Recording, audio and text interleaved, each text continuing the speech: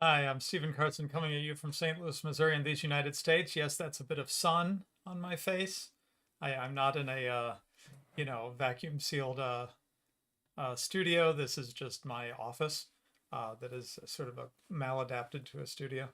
So anyway, occasionally I have fun sonic and light effects that I can't really control.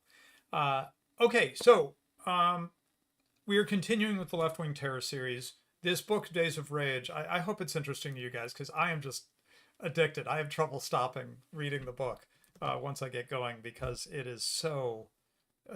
Brian Burrow just did a fabulous job in terms of research, really original stuff, by the way. He did a lot of archival stuff, but especially in the section we'll be covering, spinning or focus on, that gave the title to the show today. There's a lot of original interviews that he did.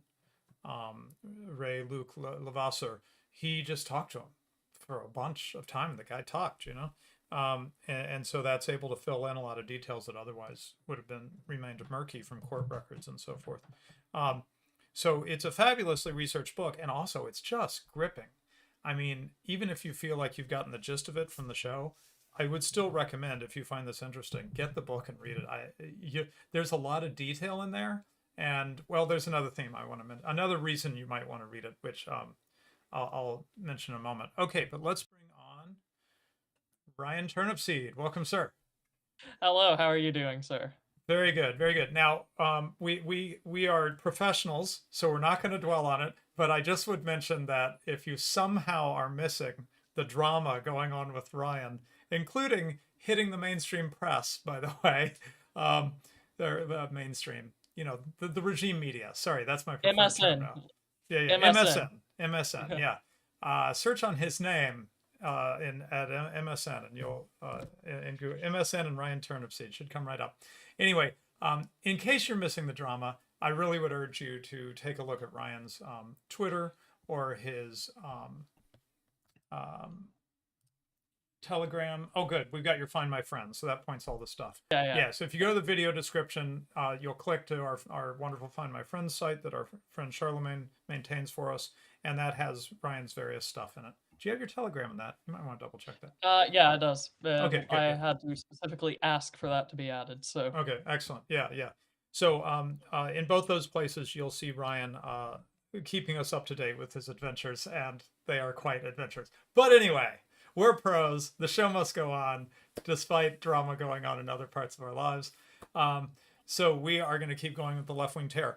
So I was just saying to Ryan before we started there, I think he was cottoning onto this really quick. Yeah, I'm sorry, I cut you off. You said when did you there was a certain part of the book where you were like really noticing the parallels to now, right?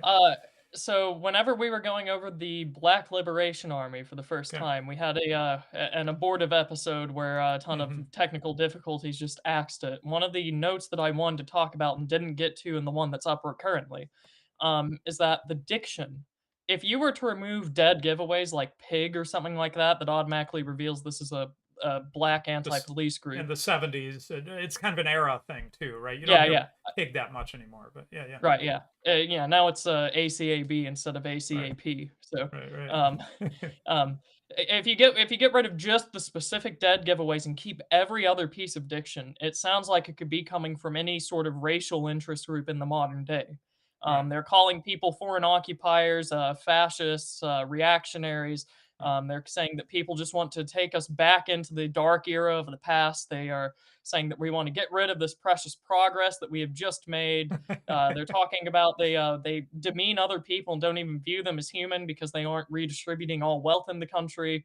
So if you go back, that obviously that's slightly exaggerative of what the BLA communiques were. And Mm-hmm. I believe we led off the episode with them. So if you want to go back Yeah, and listen to what Stephen reads out, just sort of take out words like pig, yeah, yeah. keep everything else, and ask yourself, is this just a really progressive pastor, or is this a BLA communique from the 70s? I was tempted to tweet that out as a poll. Here's the quote. Who said this? Right. Who With said like, this? Yeah. yeah. In George, fact, I might do that. George Jackson or the Archbishop of Canterbury. Yeah, right. Yeah, yeah. Yeah, yeah. Okay, but there's a very serious point here, which is it would be tempted because some of this history is so obscure. Some of it isn't. So, some of the things we mentioned are famous. You know, the weatherman blowing up the townhouse in Greenwich Village. I think a lot of people might know about that, might have heard about that at some Right. point, right? Um, and a few other things in here, but there's a lot of stuff in here, including whole like groups that, like the one we're going to talk about today, that I personally had never heard of these people. Ray Luc Levasseur and the United Freedom Front and so forth. I'd never heard a word about any of them. And this happened when I was in like high school. This was still going on. Junior high, high school. I mean, this was Yeah. happening when I was like, might have caught wind of it, you know, and I still didn't know. So you would think from that, hey, this is really weird, obscure history that Ryan and Stephen are going over. What's the point? Well, the more I read it, the more I'm like, oh, wait a second. This didn't happen 500 years ago. You and I both like history that is quite a long ways back, right? Yeah. This didn't happen 500 years ago. This happened like a lot of these people are still alive. I mean, this is recent history, and like you just said, I keep reading it and getting it's sort of like deja vu, except you know they're the ones who came first, right? The ones we're reading about in Days of Rage were first, and the ones we're now living under came later, and they're just, I don't know how to put this any better way. They're just the same. I mean, Right. maybe their tactics, let me be careful. Their tactics have to some degree changed, though we saw a little bit of, you know, just burning down things, you know, and Antifa with the accelerants, burning businesses and stuff, right? Helping to burn businesses down in 2020, I guess. 2020. Yeah. So there's even still some of that, but there's certainly, we're not having 1900 bombings a year like they did in 1972. So tactics have by and large changed, but the mentality behind it, even the words they use, have only shifted ever so slightly. I mean, I'm reading this and I'm like, wait a second. They used that word back in 1979? I hear that all the time now, you know? Right? If we were to look at the tactics, it's sort of like a meme that edgy high schoolers will say. They'll say like only 30% of arson cases are solved or something like that. I bet that also probably applies to mostly peaceful protests. I bet if you were to track property damage, you would probably see a very similar impact that you would see with bombings. It's just that the method of delivery has changed because they've mostly taken power. I've told you this before the show, but you are living in a new left West. Yeah. Every single new leftist goal has either been partially or completely accomplished, except for maybe one or two. You know, they've got their underclasses that they're now elevating above the overclasses, which is your diversity hires, your DEI initiatives.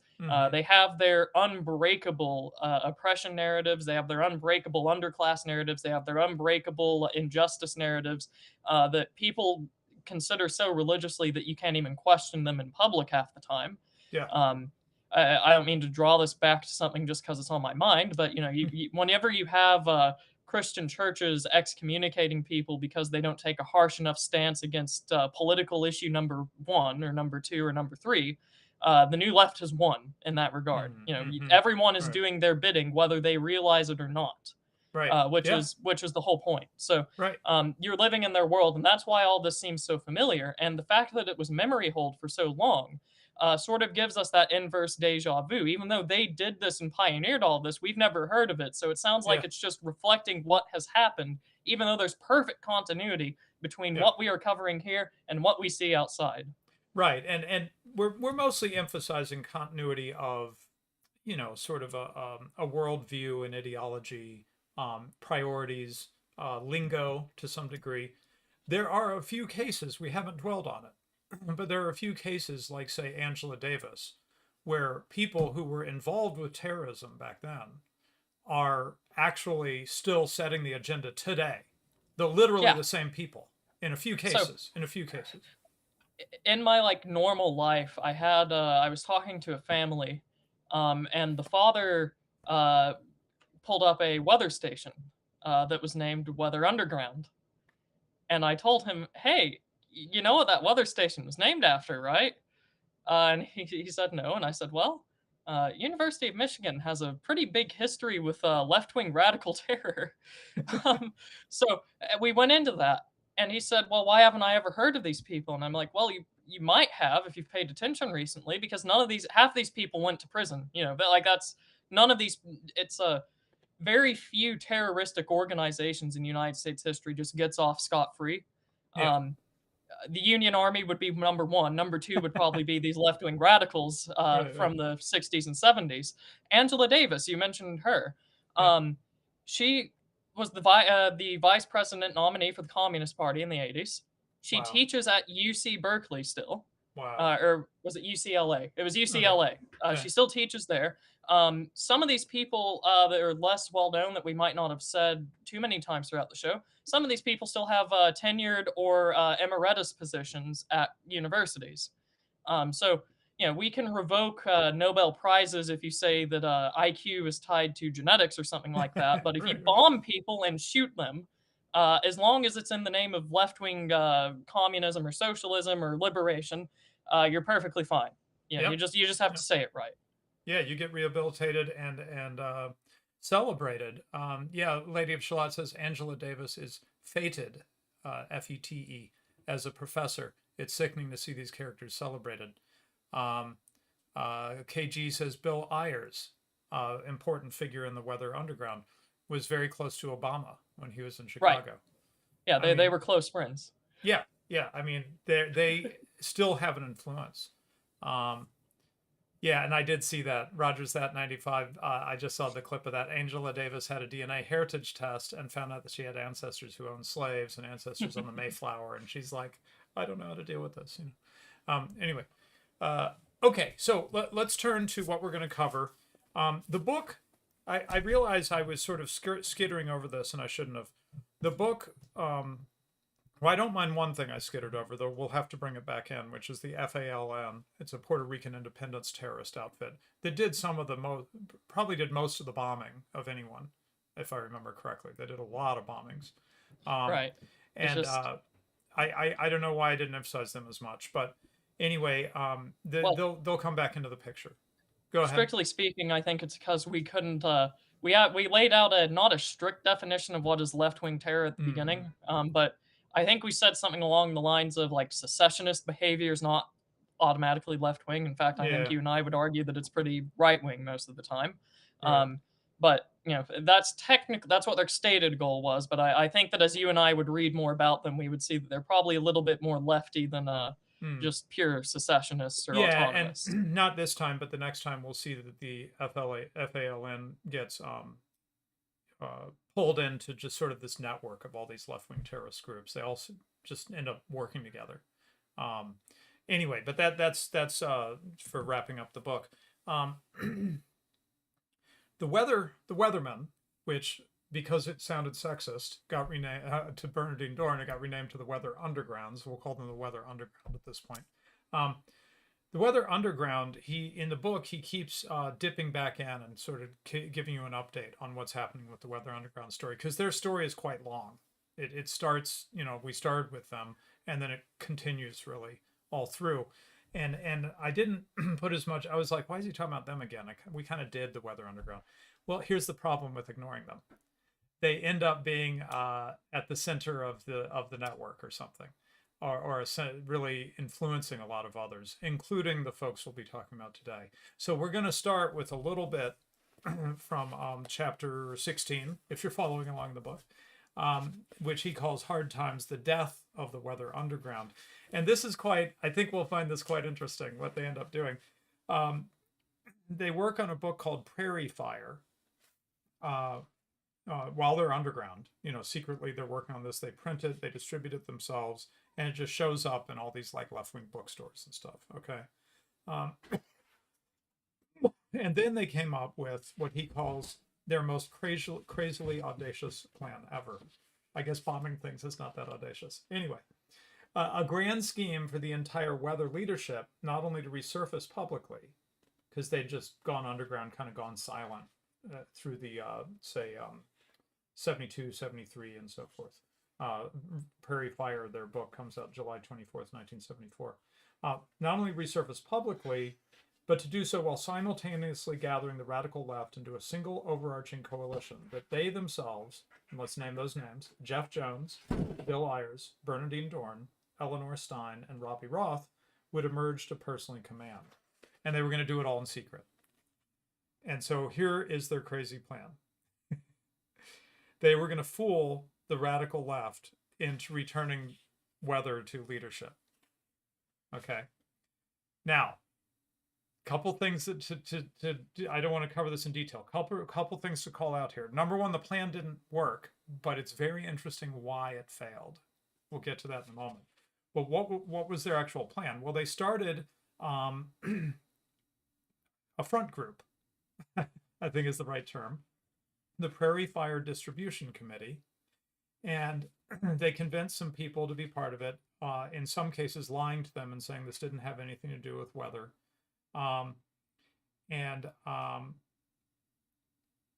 Yeah, here we go. One member says, of the Prairie Fire Distribution Committee, says, initially I thought it was just a way to build an above ground support group. Only later did I learn everything, and it made me very uncomfortable. For me, the contradiction was we were building this mass organization when in fact we were manipulating them all into being pawns of our leadership. It became very manipulative. So the PFDC chapters were established, and this is in like 74, leading up to this big convention in middle of 75. Chapters were established, and the whole idea is that this was meant to be, I hope I'm not abusing the term here, Ryan, but it was meant to be like seem like a grassroots radical organization, you know? Right. Yeah, people that just so happened to come across the work and really wanted to get the word out. Yeah. Sure, the book was there, but the book, they weren't organizing anything. It was just they were inspiring an inspiring grassroots activism among all kinds of diverse radical groups. And to be clear, and this is going to become important, unlike the Weather, which I keep emphasizing was basically middle class, mostly Jewish college kids from like University of Chicago and places like this. This broader PFDC drew in a lot of radical organizations, some of which were more like black nationalists and things like that, right? So it's more diverse. Okay, so point number one, they form a grassroots thing that is, it's a fake grassroots thing that really has a central committee underlying all of it, pulling the strings. Okay. That might remind you of some recent events, maybe. I don't know. Or maybe you didn't realize that there were some fake grassroots things going on the last few years. So that was striking. And then secondly, they get together to have a big, let's see. Oh, actually, I'm getting it wrong. Oh, okay. Here, the second conference, January 1976. This is the key one. This was aimed at a second Prairie Fire, now the Prairie Fire Organizing Committee conference, scheduled for January 76. It aimed at uniting dozens of radical groups, white, black, and Hispanic, beneath a single banner. And they named it the Hard Times Conference. Okay, that's why I called the chapter Hard Times. And so this was the chance for the Weather to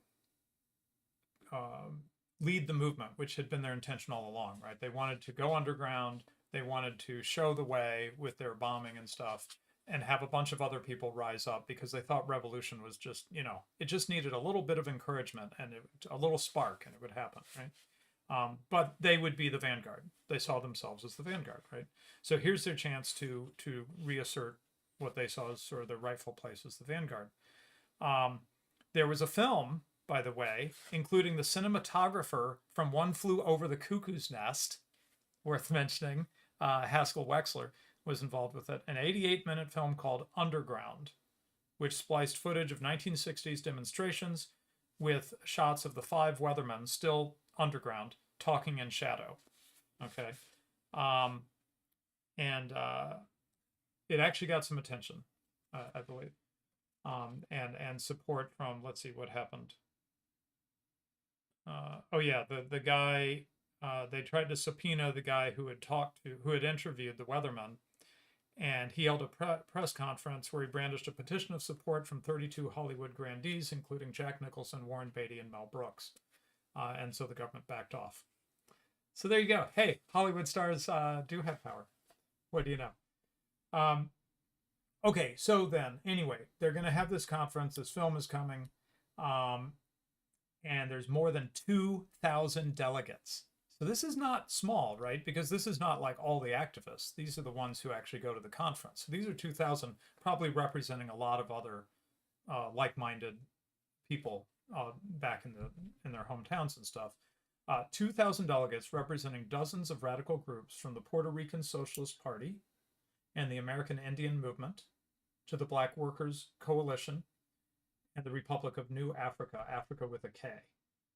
I actually missed the Republic of New Africa thing. I keep seeing the phrase, but I don't know what it means. Do you know what it means?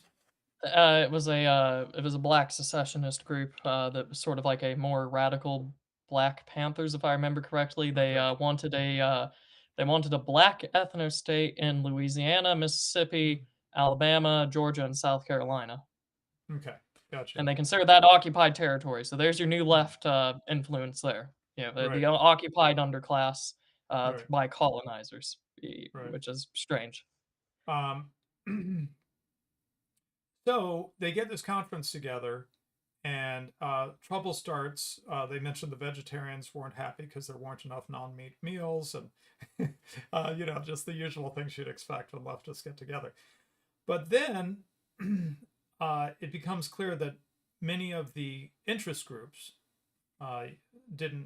were not interested in the conference's agenda. So a Black Caucus formed, for example, and they were not happy with the emphasis on the working class over Black issues. Yeah, real quick, the Prairie, I'm sorry, what is it called? Prairie Fire?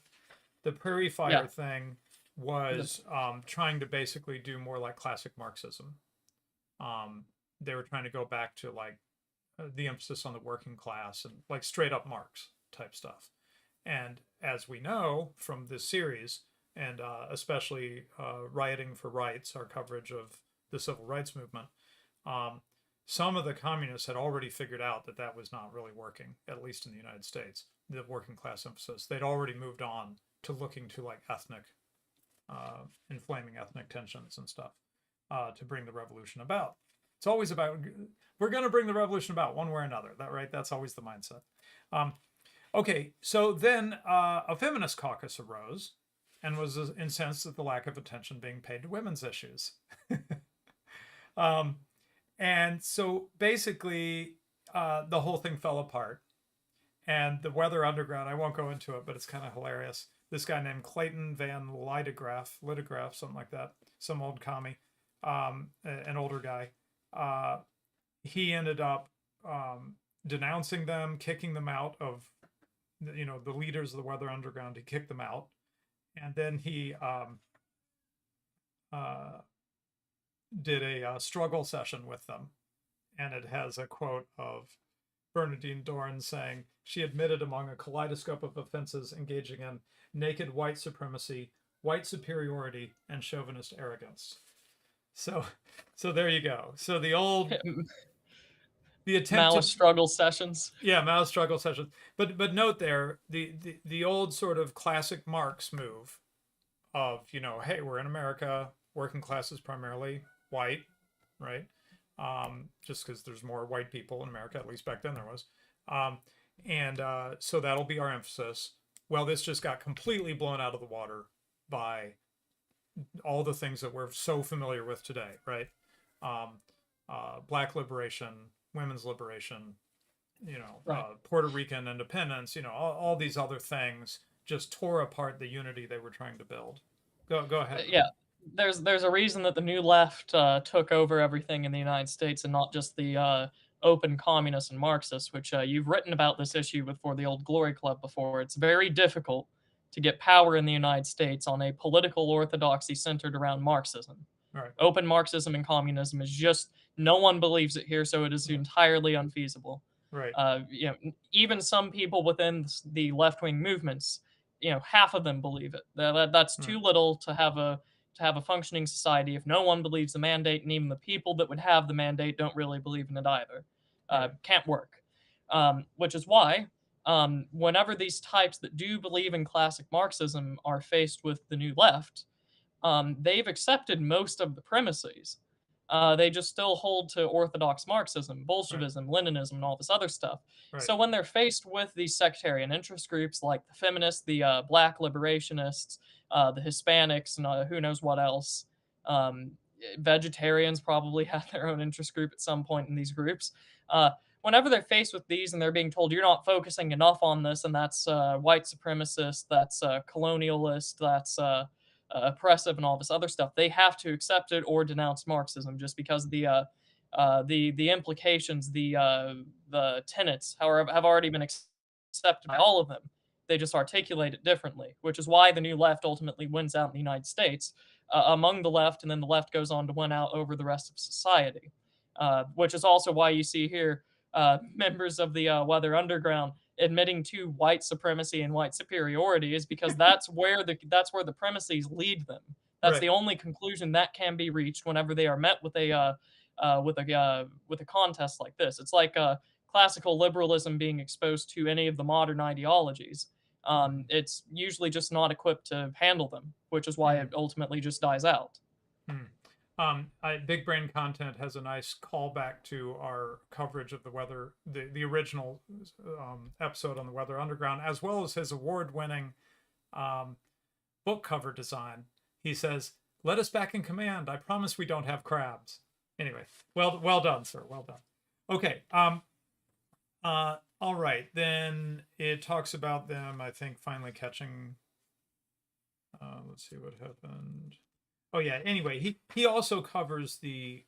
This is something we haven't been covering, but here's a reason to read, another reason to read the book. He actually also did a lot of interviews and digging on the investigation side of things, the law enforcement side, and how it looked to them trying to catch these people in the underground.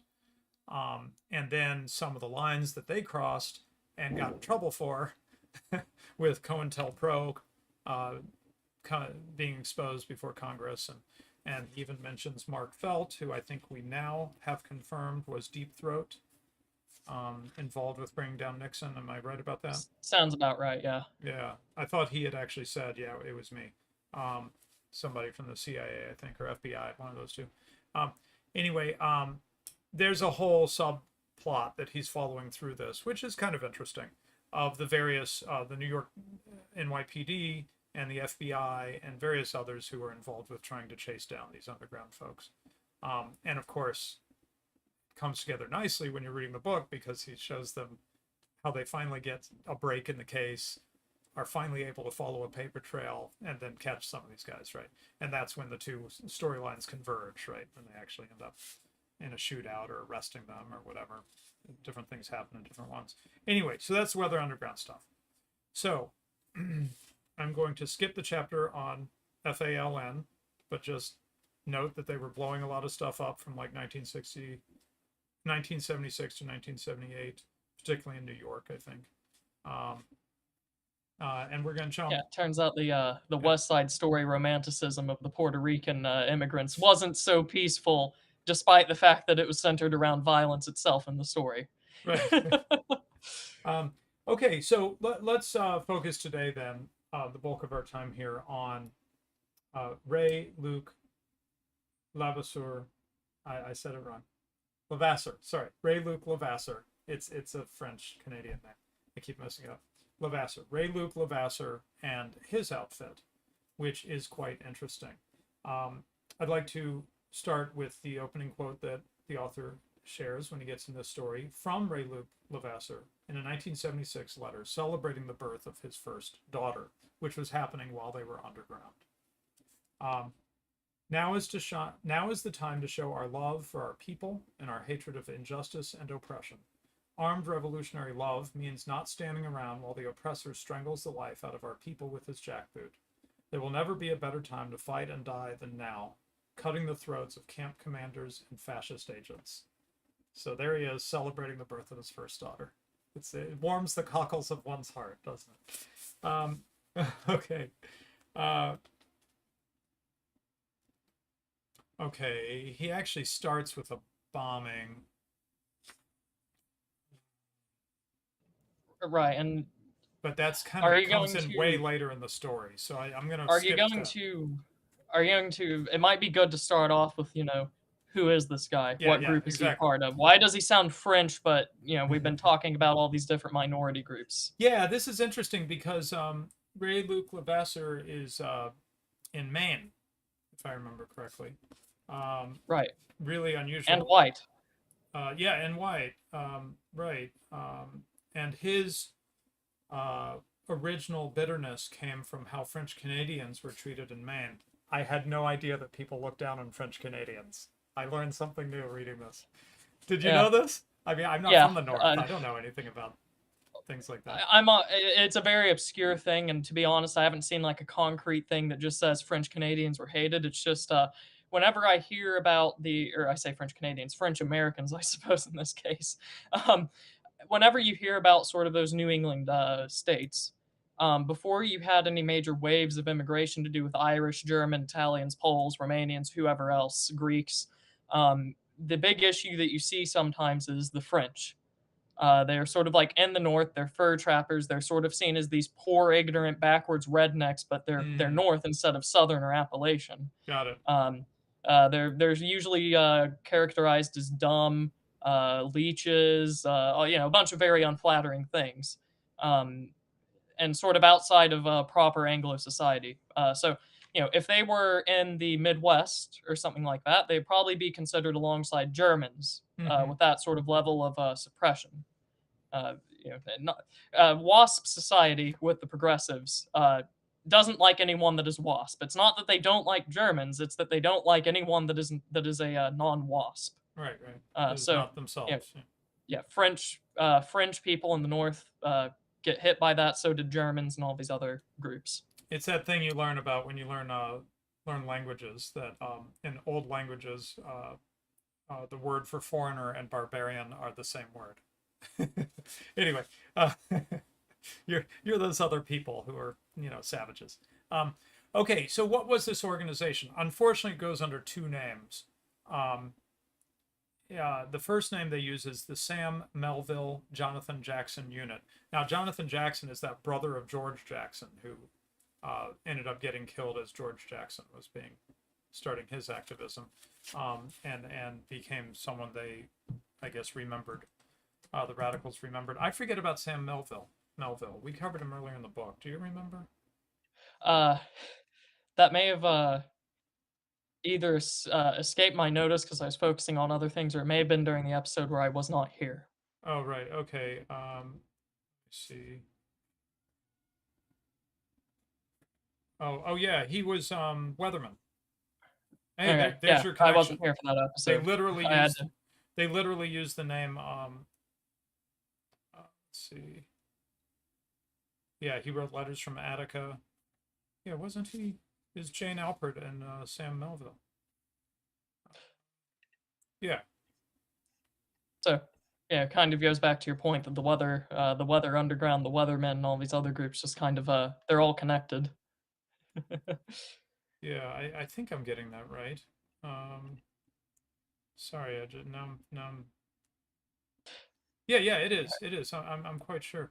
Um, he had some connection to the FLQ, the Quebec separatists. Right. Um, comes in there Yeah, we could somehow. we could probably do an extra episode if we really want to, where we probably invite some of our Canadian friends on to talk about the Quebec insurgency. I guess I almost want to call it, but I know they don't call it the same thing. Sort of the Quebec terrorism from the '60s and '70s, Yeah. separatism and all this other stuff. Yeah, Sam Melville, born Samuel Grossman. Okay. Yeah, yeah, yeah. I'm sorry. I'm getting confused. It's coming back to me now, Ryan. Sam Melville is important because he does some bombings, gets arrested, and uh, um, yeah, I'm sorry. I don't think he was Weatherman, but he kind of served as an inspiration to them. He went first. He says something like he was like the original Mad Bomber. Um,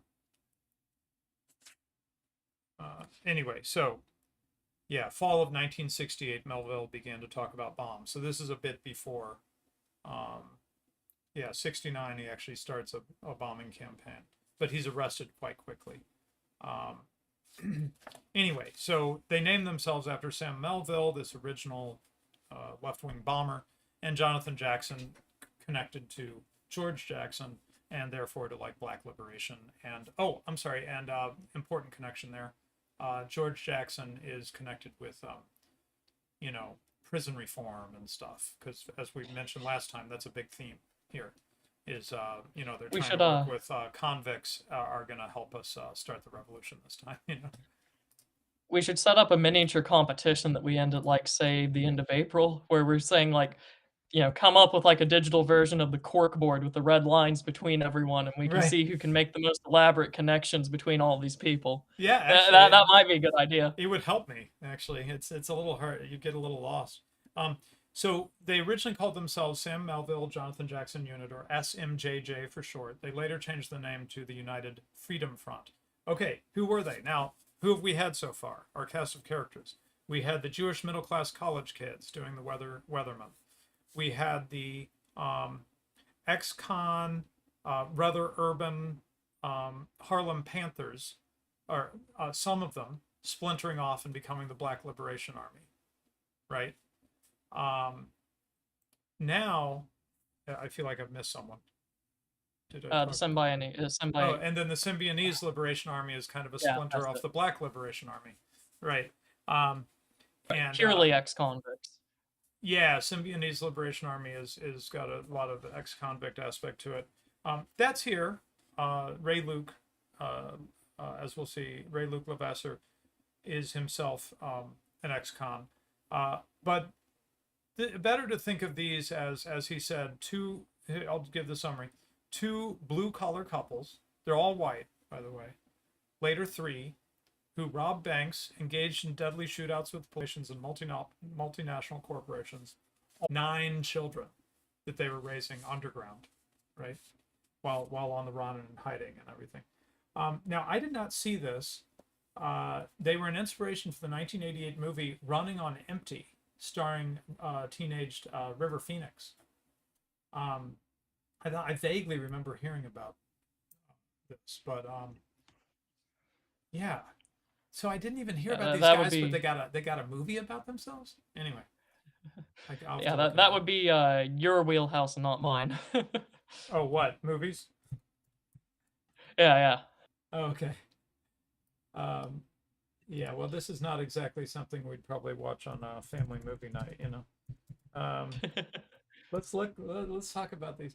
Yeah, it's weird because Running on Empty is yeah. You said in the movie they've retired from underground work, but in reality they continue to do this for a long time, as we'll see, for years and years and years. Okay, so the SMJJ arose from the prison movement, as the Symbionese Liberation Army did, but in the state of Maine. And its leader and guiding light was a brawny, tattooed Vietnam veteran named Raymond Luc Levasseur. Yeah, it said he before he went underground, he was in Portland, part of their radical community. Hey, there were radicals in Portland way back then, Ryan. What do you know? Some things don't change. Yeah, well, that's been a pretty constant theme if you look at who originally moved to Portland. Right. Oh, who? Who moved? Abolitionists. Okay, I didn't know that. Okay. So yeah, it said he presented quite an arresting figure in Portland in the radical community, a Mark spouting ex-convict stalking the snowy streets in a Ho Chi Minh goatee, black beret, and knee-length black leather jacket, a ponytail flopping down his neck. But also, he was a couple things to note about him. He was very, very angry. From bad childhood and abuses, being a French Canadian and man and all this stuff. Very, very angry, always getting into fights. And he was charismatic. The chicks digged him. I think you could I think Semiagog would say that the hot-blooded temper is just the French Latin influence shining through, but that's neither here nor there. Okay, so I am going to skip over some details because he goes into great detail about Ray's life. He ended up, the reason he went to Vietnam is because, let's see, yeah, he got into a bunch of fights. Wait. I'm missing this. He actually ended up at war because he was trying to get out of a jail sentence, if I remember correctly. And that would make sense. Oh, there we go. I got it. He was arrested twice for assault because he was always getting into fights. Sued by both victims. And then his court-appointed attorney told him the judge would dismiss the suits if he entered the army. So he went into the army in December 1965 at the age of 19. And one of the funny things about it, the irony, was that when he went to the war, he didn't do any fighting. You'd think it'd be like, hey, here's a warrior, right? He supervised Vietnamese laborers, building huts, guarding payroll shipments, and smoking a lot of marijuana. So anyway, he comes, so that's December 1965, comes back 2 years later in December 67, 21-year-old. He didn't really understand what had happened in Vietnam. But when he came back, and he'd never been a reader, intellectual, or anything like that. Yeah, he said he'd never read an entire book. His first book he read was The Diary of Che Guevara. Right. And going back to his very violent man despite not really seeing action in war. Yeah. There's a whole class of people that fit that bill. Some become politicians and wear eye patches. So you might want to watch out for those guys. Yeah. So it says he found Che's Odyssey enthralling, especially the notion that a small group with the right leaders could topple an entire government and change the course of history. Hey, that sounds like another book I could think of by a friend of ours. Anyway. And then he decided that he really related to Black Americans because it says the prejudices burning Southern blacks that dawned on him were not unlike those directed against French Canadians in Maine. To whites, he saw, they were all niggers. Thus began his lifelong identification with blacks. Now, this is a theme I want to call out, right? Because we saw it with the Weathermen. Obviously, the Black Liberation Army and Symbionese Liberation Army, though the Symbionese Liberation Army just had basically one black guy, mostly, and the rest were not. But what they all shared, whether black or not, was feeling strongly connected to the cause of like black civil rights or black oppression, right? This is a theme that runs through this. A founding myth, if you will. Yeah, founding myth. And this is true of this guy, even though he's a French Canadian from Maine, of all very, very white places. I just had looked up, I don't know if you saw it right in the chat. I had looked up the states that have the highest percentage of white people. And Maine was number 1, I think. And New Hampshire was number 2, if I remember correctly. Yeah, that sounds about right. Yeah, like 95% white or something. So despite being a French Canadian who grew up in lily white Maine, he identifies with the black man. Okay, whatever, man. Okay, so then he gets hooked up with radicals, blah blah blah, gets in trouble again. Oh yeah, he ends up in prison, and he reads more there. He hung out with the black inmates.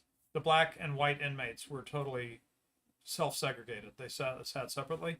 He ended up befriending the black guys and hanging out with them.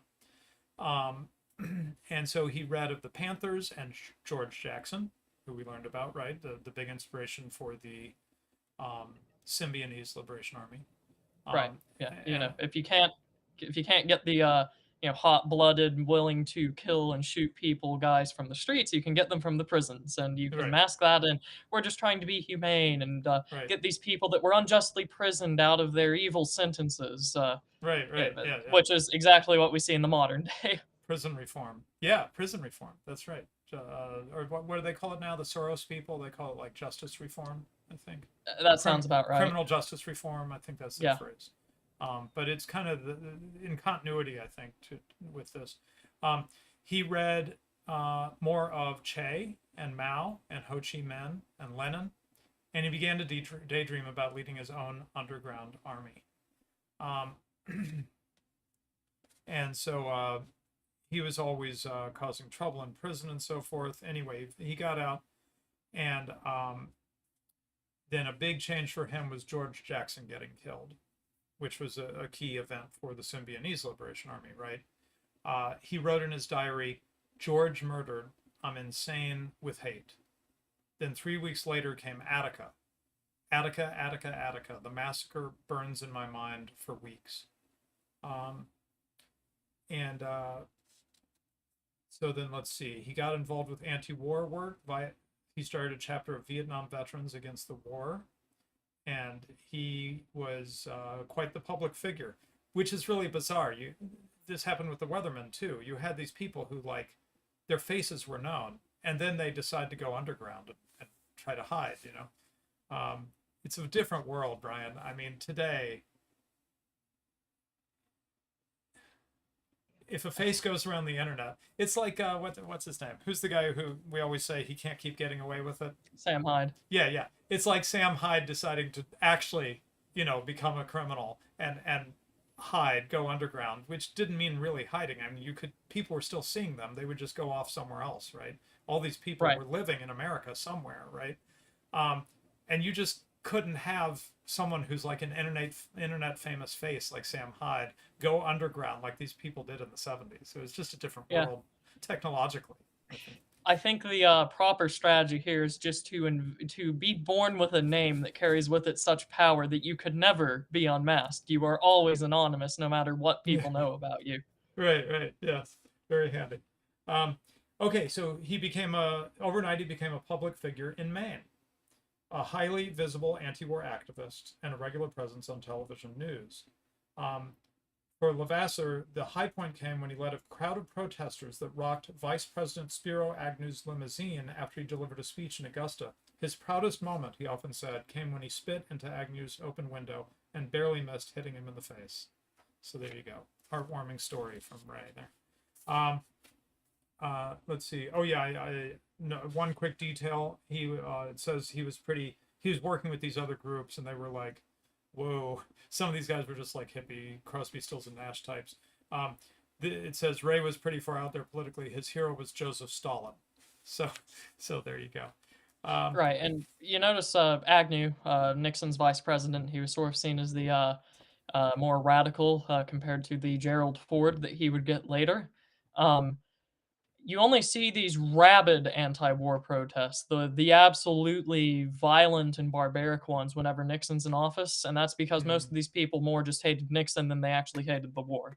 Whenever Johnson and Kennedy were prosecuting it, it was it was a bad thing, but we've got someone that's pretty all right in charge, so we'll focus on something else. Yeah. But when it's the evil fascist Nixon that's about to put blacks into camps and all these other things, then suddenly you need to take these people out. They are the most evil people on the earth. Yeah, and Caitlin Johnston comments on this because she's, for whatever her faults as a commie, she's very consistent in her anti-war stance. But she can't help but notice that when Trump's in office, then there's this anti-war activity. When Obama or Biden is in office, suddenly a bunch of so-called left-wing anti-war people disappear. Right, and you'll notice that with Carter as well. He'll make overtures. He'll make symbolic overtures trying to bring countries together, and then everything else will fall apart, and American intervention will keep going, and you don't see protests because he has the right people on his side. And then you'll see Bush, Reagan get in charge, and then suddenly they're the most evil warmongers in history, according to the media, or the media, the more dissident-leaning media. Right. And then Clinton gets back in charge. It's the same exact thing. These people are bad, and sometimes you'll hear people say, "Oh, they bombed a lot of places," but you Mhm. only really see the barbaric, violent, inhumane protests, things that really turn disgusting whenever it's the red guys in charge and not the blue guys. And Right, right. I think, implicitly, that's because most of these people understand they will eventually get what they want with a Johnson, a Kennedy, Carter, a Clinton, all these other types, and Obama. But they won't get it over time as fast as they would like to, definitely, if a Nixon or a Bush or a Reagan is in charge. Even Mhm. though you and I don't agree with the people on the red side for 90% of issues, Yeah, yeah. these lefties can still recognize, at least nominally, they will not eventually get what they want. They can't Right, strong arm these people like they can with the more lefty precedents. right. Okay, anyway, skipping some detail, but he hooks up with a guy named Tom Manning. Um, and it says this is where it really takes a turn towards forming this group. Tom Manning confided to Levasseur a secret that changed their lives forever. His brother-in-law, Manning said, was a one-time SDS radical, Students for a Democratic Society, named Cameron Bishop, who was on the FBI's list of 10 most wanted fugitives. He knew people in the Weather Underground, and he wanted to talk to Levasseur about his dream, starting an underground unit that would strike back at America with a K. So, um, I think, let's see, they got hooked up with Cameron Bishop, who was underground, I think, at the time, right? Let's see. He had committed perhaps the first major act of anti war sabotage, dynamiting of 4 electrical transmission towers that served a Colorado defense plant in February 1969. He became only the second American charged in peacetime under a World War I era sabotage law. Um, and he was the first self-styled revolutionary in April 69 placed on the FBI's most wanted list. He vanished into the underground and met Tom Manning's sister Mary while hitchhiking through a Maine blizzard in 1971. They had married and settled in Rhode Island and had 2 children. Okay, so Levasseur met Bishop and was really impressed. And Bishop wanted back in the revolutionary game. He'd just been hiding for 5 years, basically. I mean, living a life, right? But not able to be public or anything, and had to keep his head down. And he praised the Symbionese Liberation Army, dismissed the Weathermen as bourgeois rich kids. There's a big class element in this story, by the way. They are working class, and they kind of have animus against people with money, which ends up being one of their own number, which helps them, but they don't like it, they've got to remain underprivileged, I guess, Ryan. That's my point. Yeah, They've you got have to to see win the themselves. oppression Olympics. They've got to see themselves as oppressed, right? That becomes really. But one thing that happened is that let's see. Cameron's picture had run on a Rhode Island TV station because they're still looking for him. He's still on the FBI list, right? And Levasseur, who was tough and a fighter and all that stuff, but one of the themes that runs through this whole story is that he was personally more careful and calculating about taking risks.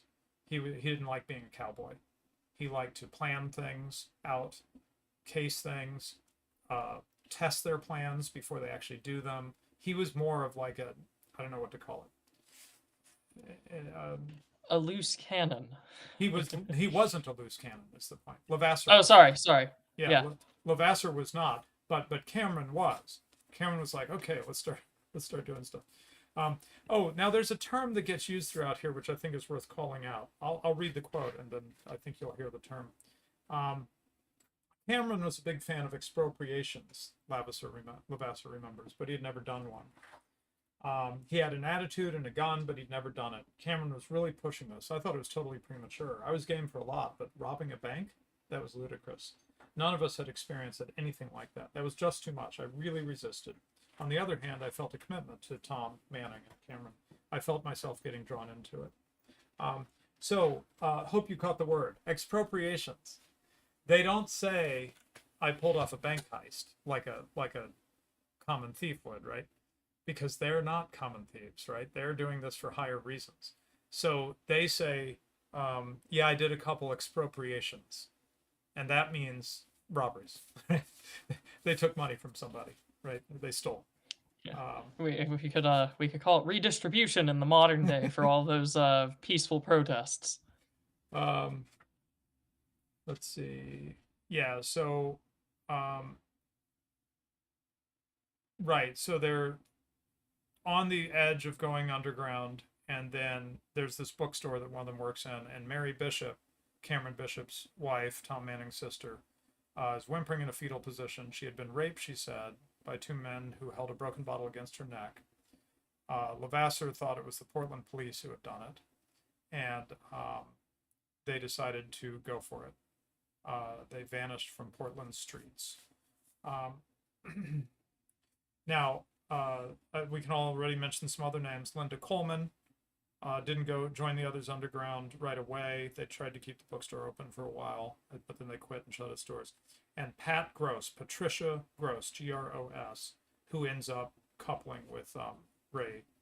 They end up having children together later. Okay, so yeah, they hide. They start making plans. But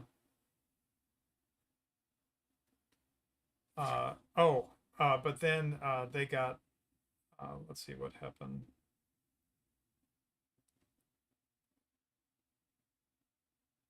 Oh yeah, they got pulled over, and Bishop and Levasseur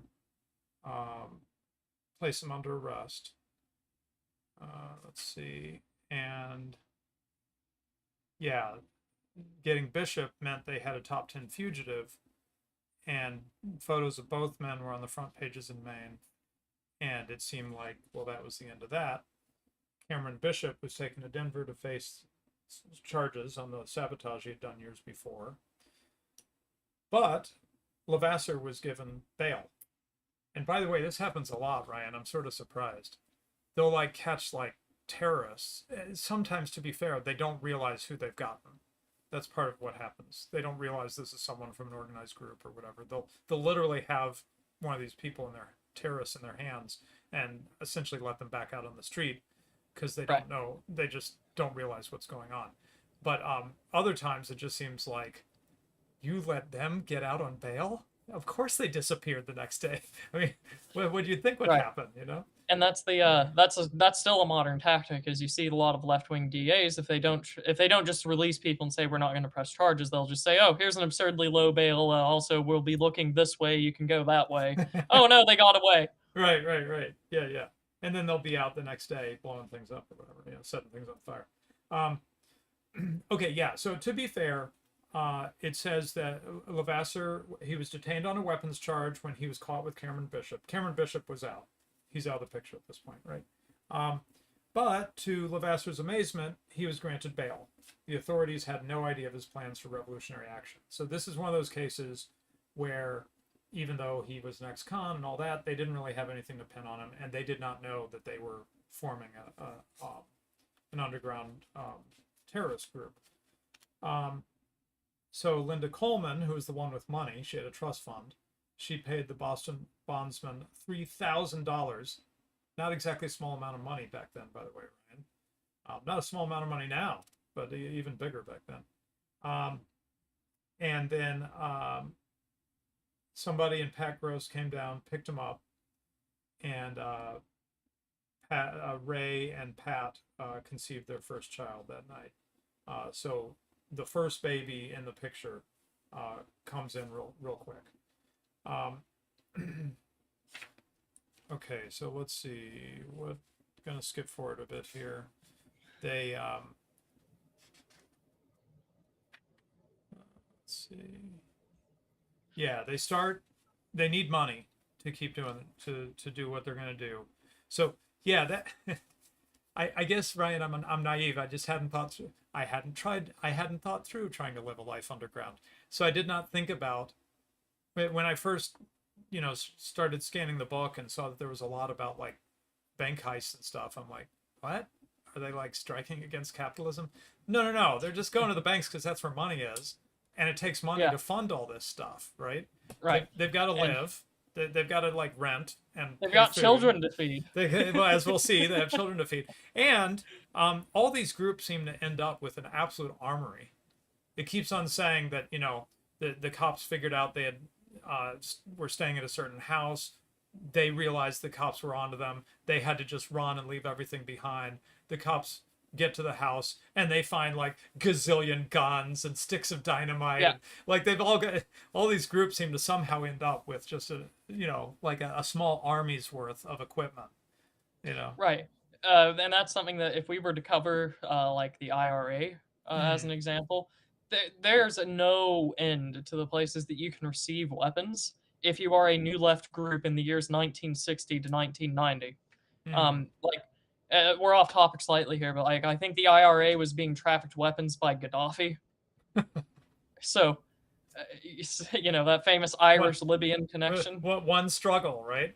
That's how Yeah, they yeah. see it. So, Yeah. if we ever cover that, which hopefully we do before ending the series, because the IRA is a pretty big one in modern history.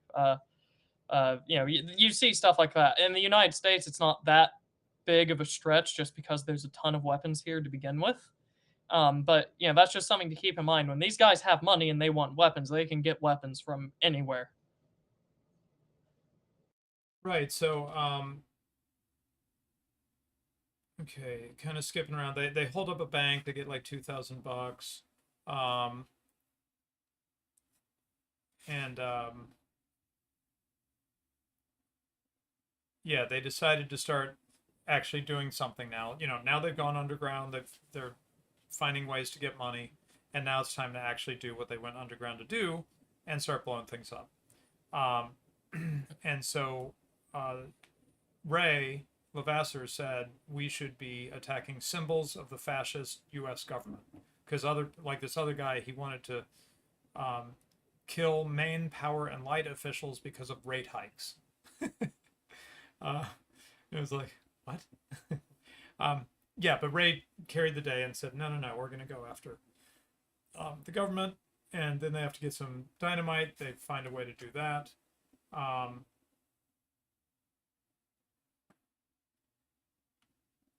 And then it's down to some various members come and go, and then it's down to the Sam Melville, Jonathan Jackson unit having Ray Levasseur, Patricia Gross, Tom and Carol Manning, and 50 sticks of dynamite. So the first bombing, actually, and by the way, one of the things we mentioned, like with the Weather Underground, is who actually made the bombs, because as the weathermen learned, costing the death of 3 of them, you need to have somebody who knows what they're doing, or you'll blow yourself up. So it's actually Ray who was the bomb maker for this outfit. And it says, in time, he became so expert, he authored his own 100-page manual on making bombs. So let's see. Which makes sense, because there's a lot of edgy guys that get out of the National Guard or the Army or something, and the first thing they want to tell you is, oh yeah, I know how to make bombs. Okay, yeah. Now which is very Fed posty, but that is something that does happen. I have to jump back, because the first bombing is what he actually started with to sort of as the hook, but I wanted to wait until it was time to talk about it. So, right. April 22nd, 1976, they decide to bomb Suffolk County Courthouse. And Pat Gross is at a payphone. She dialed the courthouse switchboard, and she said, "This is no joke. This is the Sam Melville, Jonathan Jackson unit. A bomb will go off in the probation office in 20 minutes.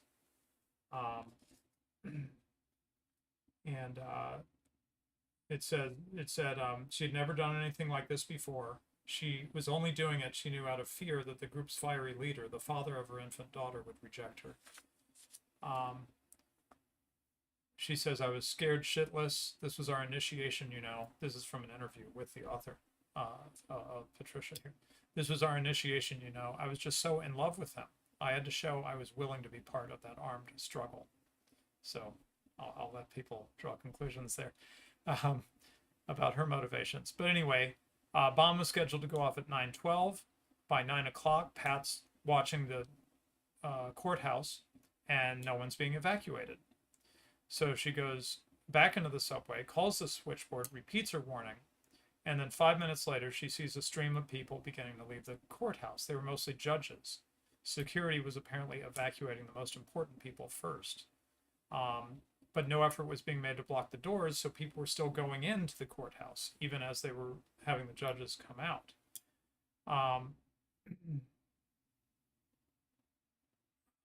And so let's see what happened. 22 people were injured. Edmund Nareen lost his left leg below the knee. And then I thought somebody died. Did I?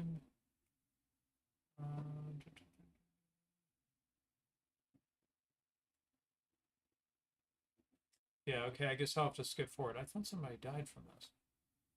Let's see. Anyway, they felt bad about it. Levasseur says there was a time for them to clear the building, but they didn't. I was sick. All of us were, that we had hurt someone. Okay, no, I'm sorry. I was mixing it up with FALN bombing. Okay, so no one got killed in this one, but the guy lost his leg. Pat was really upset. Pat says, I was just in shock. People were not supposed to get hurt. Everyone felt shitty. Because remember what they would often do, like the weathermen, they'd plant the bomb and they'd call it in so that everyone would evacuate and people wouldn't be hurt. They just wanted to like do a symbolic explosion of the office or whatever, of the building, right? And they send a communique. You got to have your communique, Ryan, if you're going to be a leftist terrorist.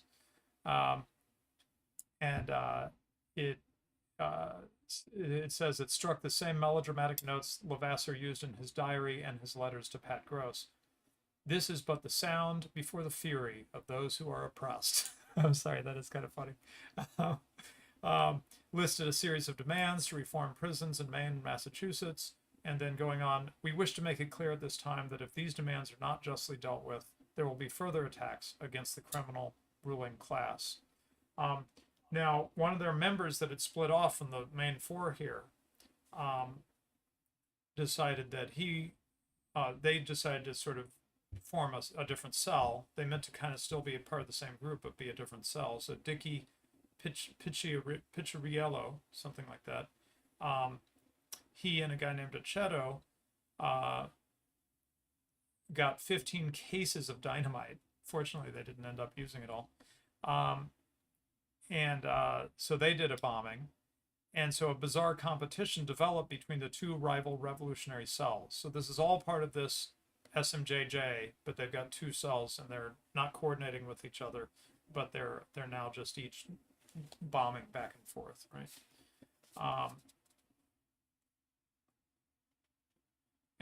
Then I think they caught the Picciarello crew.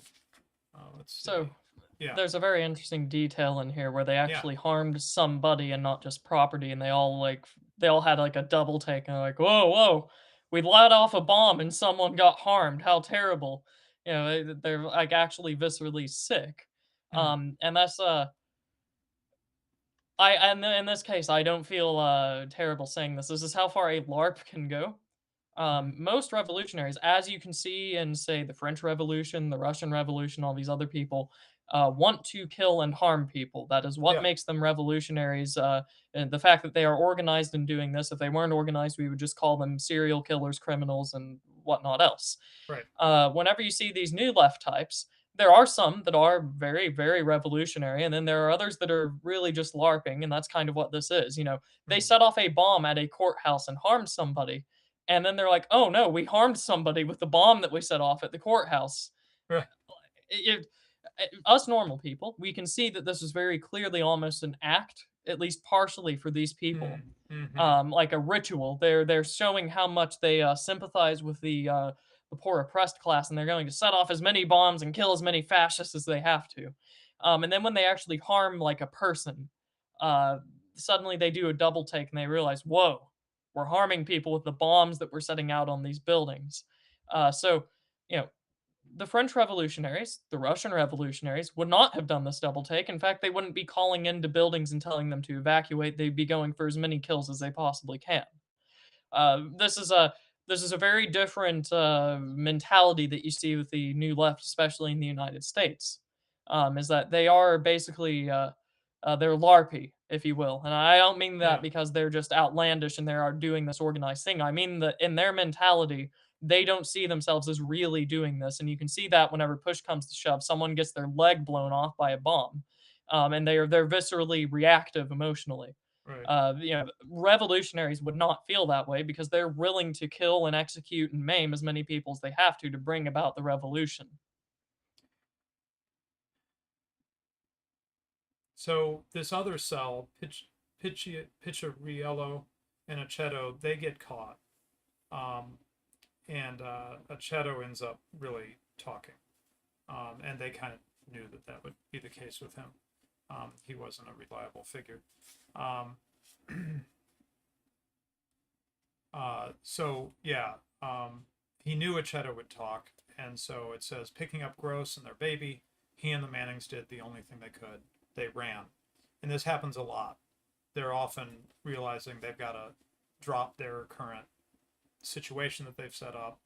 You know, that sometimes they'll have jobs, they'll have a home, or be renting somewhere, and something happens, and they're like, okay, we just got to go. Our cover's blown, or and this happens repeatedly through their story. We may not cover all the times, but it's a lot.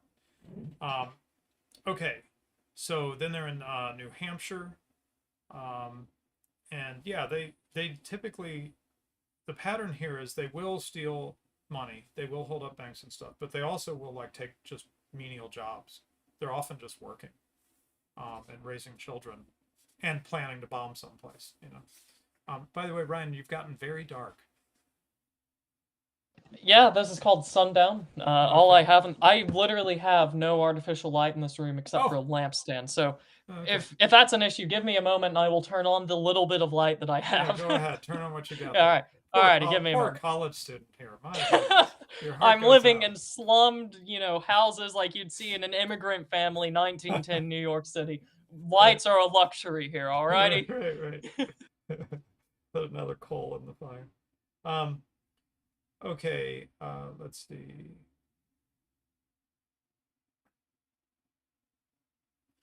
Yeah, so they Not that much better, but no, that a little helps a bit. lot. It's That stable helps a now. lot. It helps a lot.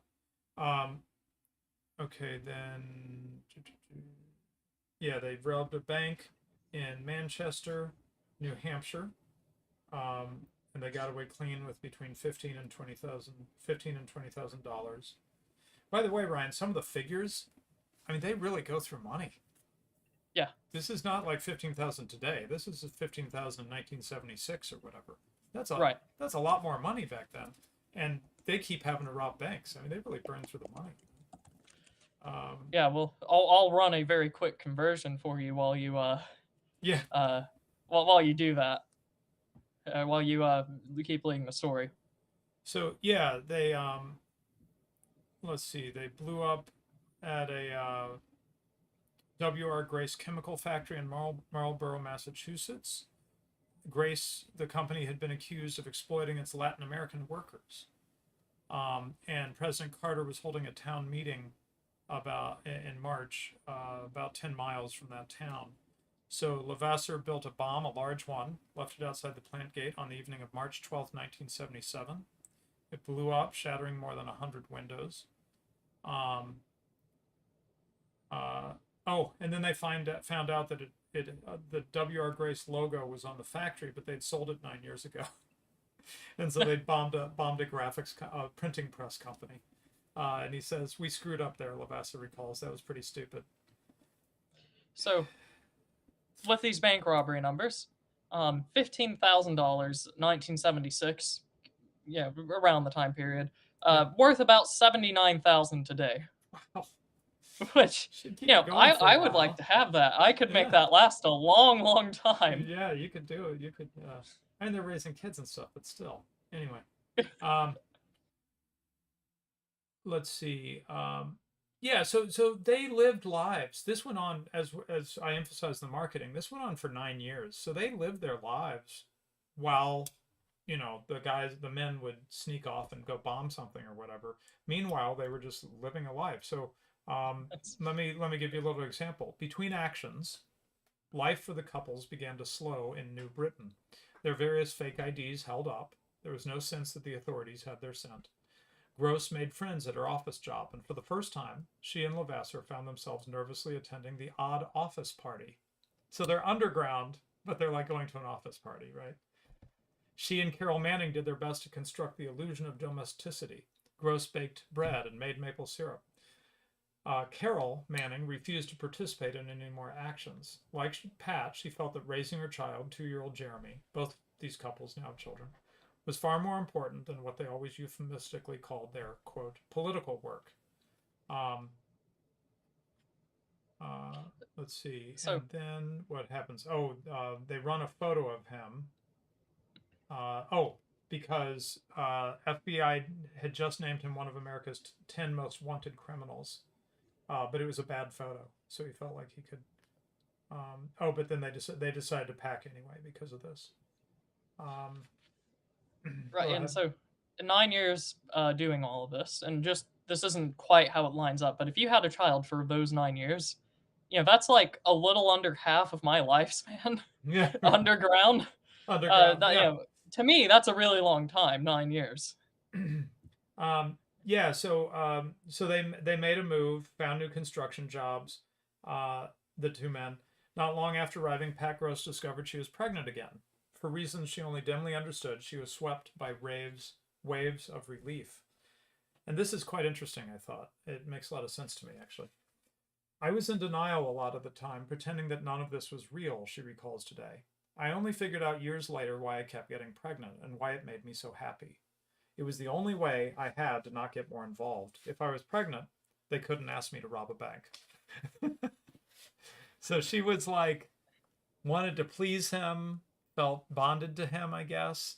She was political. I'll comment on that later. I was watching her speak more recently. Um, but her heart's not in the violence, I guess, is what it comes down to. She sort of supports him from one point of view, but kind of doesn't want to be part of it. Okay, so it's hard to know how to tell these stories, Ryan, because to some degree it just ends up being, another bank robbery, $55,000 in cash. So that's going to be a lot Here, more. uh, 1978. Wait, 55,000 in 1978. Let's be fair. okay. Yeah, okay. Give me a moment. I'll get the Yeah, 78 number, not the 70.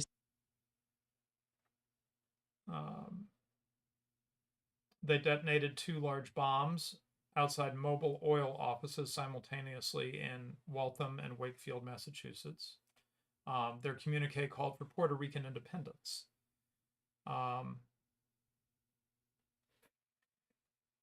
Which that's been a very modern left-wing cause as well. You'll get it more sort of mainstreamly as in Puerto Rico needs to be a state, which can only be charitably assumed to be a political motivation because that is 2 hard left senators and who knows how many hard left representatives. Right. So that's the political motivation, and then other people just want Puerto Rico to be fully independent because that's American colonialism, which Right. you and I wouldn't necessarily disagree with. It's just that whenever we talk about American colonialism, you and I mean different things than when the left means it, and with different implications. We are perfectly fine completely getting out of Puerto Rico, you and I, forever, and never touching them ever again. The left wants them to lead, be a domino in the world revolution. Right, So that's true. also, 55 grand, if I remember correctly, Yep. times 3.6, which is what the money equates to, 1978, $198,000. $200,000. I mean, that should keep you going for a while, I mean, it's 2 Yeah. families with small children. But anyway,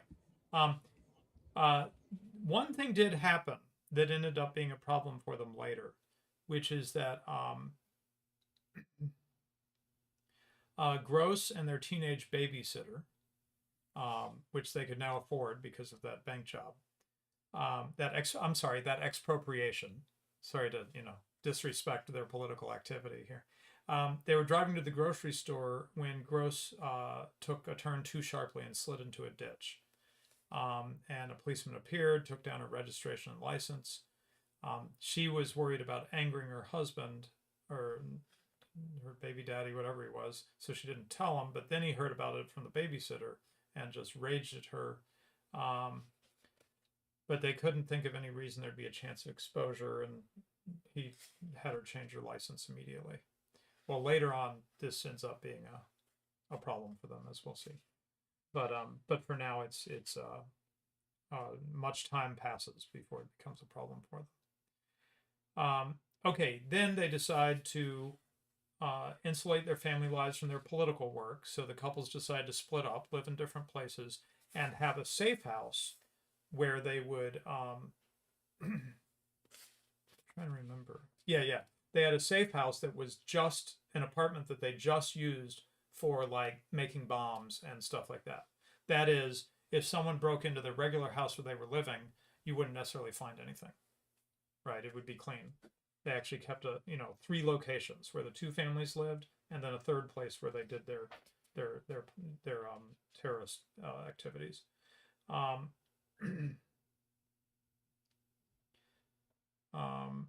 Sometimes these people, they're describing where they live, and I'm like, this sounds really nice. They rented a house outside Rutland, Vermont. Oh, I'm sorry, there we go. In the spring of 1979, they found a remote farmhouse on a pond in far northeastern Vermont, adjacent to their new landlord's dairy pasture. And it was a very barely habitable, no insulation. They used bales of hay and covered the walls with plastic to get through the winter. But they loved it. There was a This swing is the set. other thing as well. Say it again. This is the other thing as well. The Ted K lifestyle isn't just something for the dissident right to latch onto. Ted K inspired quite a lot of new left people, Right.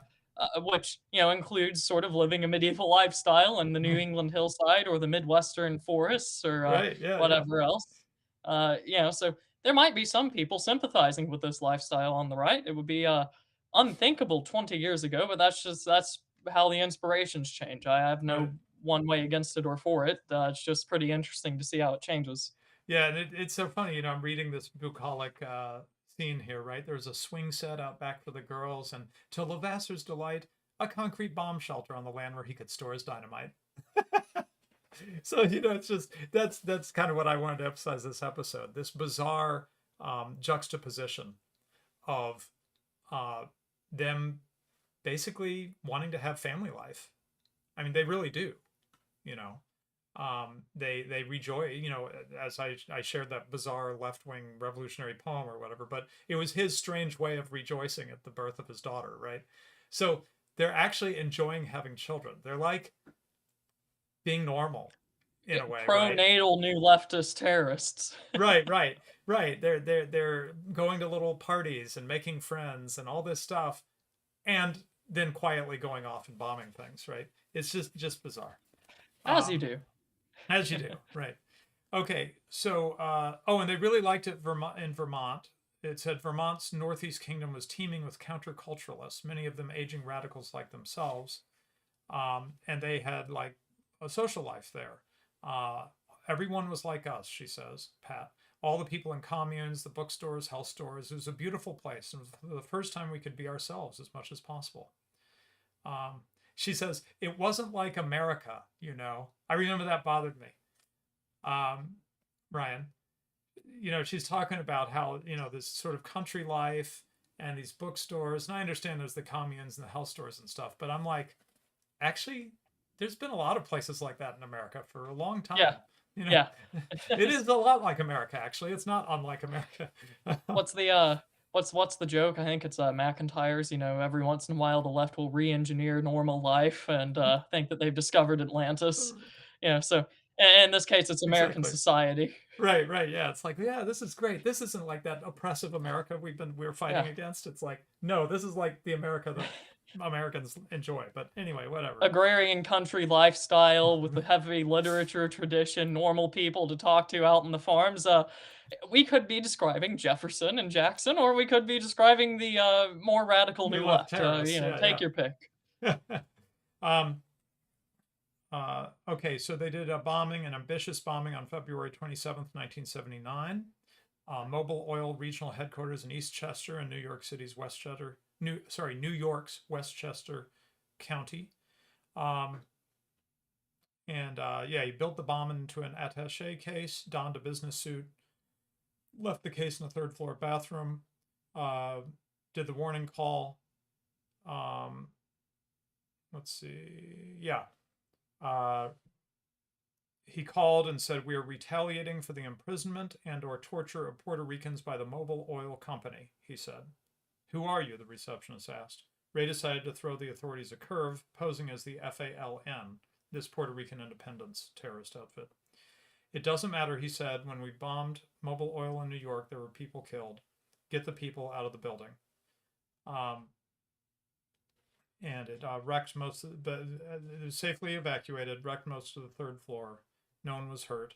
The communique said the attack commemorated the 1954 Puerto Rican nationalist attack on the U.S. House of Representatives. There's all these terrorist incidents, Ryan. That's part of what I'm stumbling in this book. Oh yeah, the 1954 attack on the House of Representatives. What? What was that? When was that? Stephen, calm down. You're going to get us under investigation from the FBI. The worst thing to happen to D.C. was when people stormed the White House on January 6th and the police shot one person from the protesters. Most violent demonstration at the Capitol. Get your silly notions of bombings out of here. We don't want to... You may know that there were bombings at the Capitol from the left. You may even have proof of it. But is it really worth being imprisoned and investigated? Right. So then through the rest of 79, they did no underground work, no bombings, no bank robberies. They worked, they lived. They would do reconnaissance trips, scouting and mapping corporate headquarters, military installations, courthouses across the Northeast, from Boston all the way south to Philadelphia. Levasseur sitting out for hours outside a munitions factory or National Guard armory, tracing maps of the building, its highway approaches, any guards in a notebook. The women silently hoped their men would never return to underground work. There would be no revolution. So remember, early on, 10 years before, basically, the weathermen are thinking, hey, we start this and people are going to rise up. They're going to follow our example. Well, at this point, even though these women are part of this underground revolutionary cell or whatever, they're like, this isn't going to spark anything. You notice something in there. The sort of original plan of the just sporadic revolution is the populist delusion. People will just do this on their own. It's a lazy excuse not to organize. We need to spark it, but then magic will happen. Right. People will just rise up. Grassroots activity, blah, blah, blah. Right. It absolves them from organizing it, so you might call it laziness if we were to speculate there. But, they just assume, we don't need to organize people to do all this. It'll just happen because that's the populist revolution will happen, and it will be Leninist. Right. Gross gave birth to their third child, a daughter named Rosa, in March 1980. Down in Pennsylvania, Carol Manning was soon pregnant again. Like, as we said, lots of kids here. And then as each new day passed without a bombing or bank robbery, both women came to believe that their lives in anonymity might last forever, but it was not to be. And you notice... Yeah. Sorry. You notice how these women turn into mothers. And there's something very natural about being a parent and actually being in the role that will bring someone back to some sort of sanity. Right. Not guaranteed, but there is that tendency. And every person that acts as parent, not that nominally is parent, but that acts as it. You can see the guys that were busy playing new left terrorist weren't developing this way. The women that were at home and actually having to deal with families were. And that's not because they were women. That's not because they were white. That's not because they were in Vermont or Maine or New Hampshire. That's because they were, actually participating in parenthood. The honor and the duties that are vested in the authority of parent and child. There's something naturally that plays out there, regardless of how corrupted it may be. Which sort of speaks to why most of these left-wing revolutionaries try to get rid of it, is because that is a natural block to revolutionary violence. Yeah. You don't want your children to be without parents. You don't want them to get hurt. Right? All of this stuff and there's starts to affect your thinking. Yeah. there's something intuitive in parenthood that makes you realize that, maybe this all is unnatural. It's not right. It won't happen. It's infeasible. The magical revolution that if we just bomb one more building, suddenly everyone will just sprout up into this leftist revolution. Yeah. Being a parent might teach you that's not going to be it, because there are other parents out there. There are other children out there. It's a natural block to revolution. Lady of Shalott, you have to remember where we are in history here. It's 1980, right? Um, uh, Lady of Shalott says Reagan was being elected and they still thought a revolution was coming. Good grief. Right.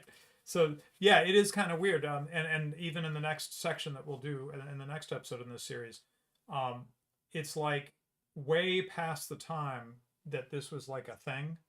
There's these people out there still, like in their mind, the revolution's still going on or something.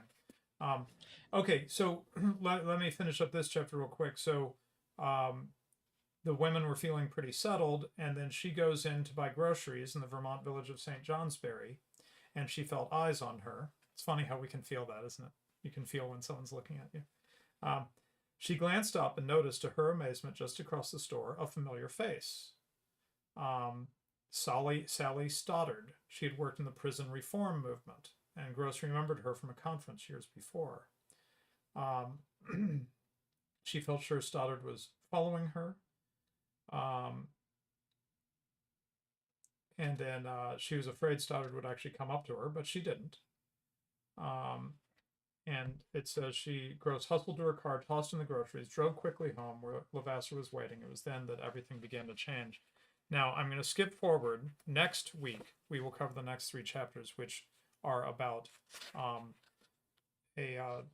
another sort of unexpected kind of terrorist group. But I want to finish the story of these folks. So we're going to skip forward to the last chapter in the book, which is called The Last Revolutionaries, United Freedom Front from 1981 to 1984. So we've gotten up to about 1980 here.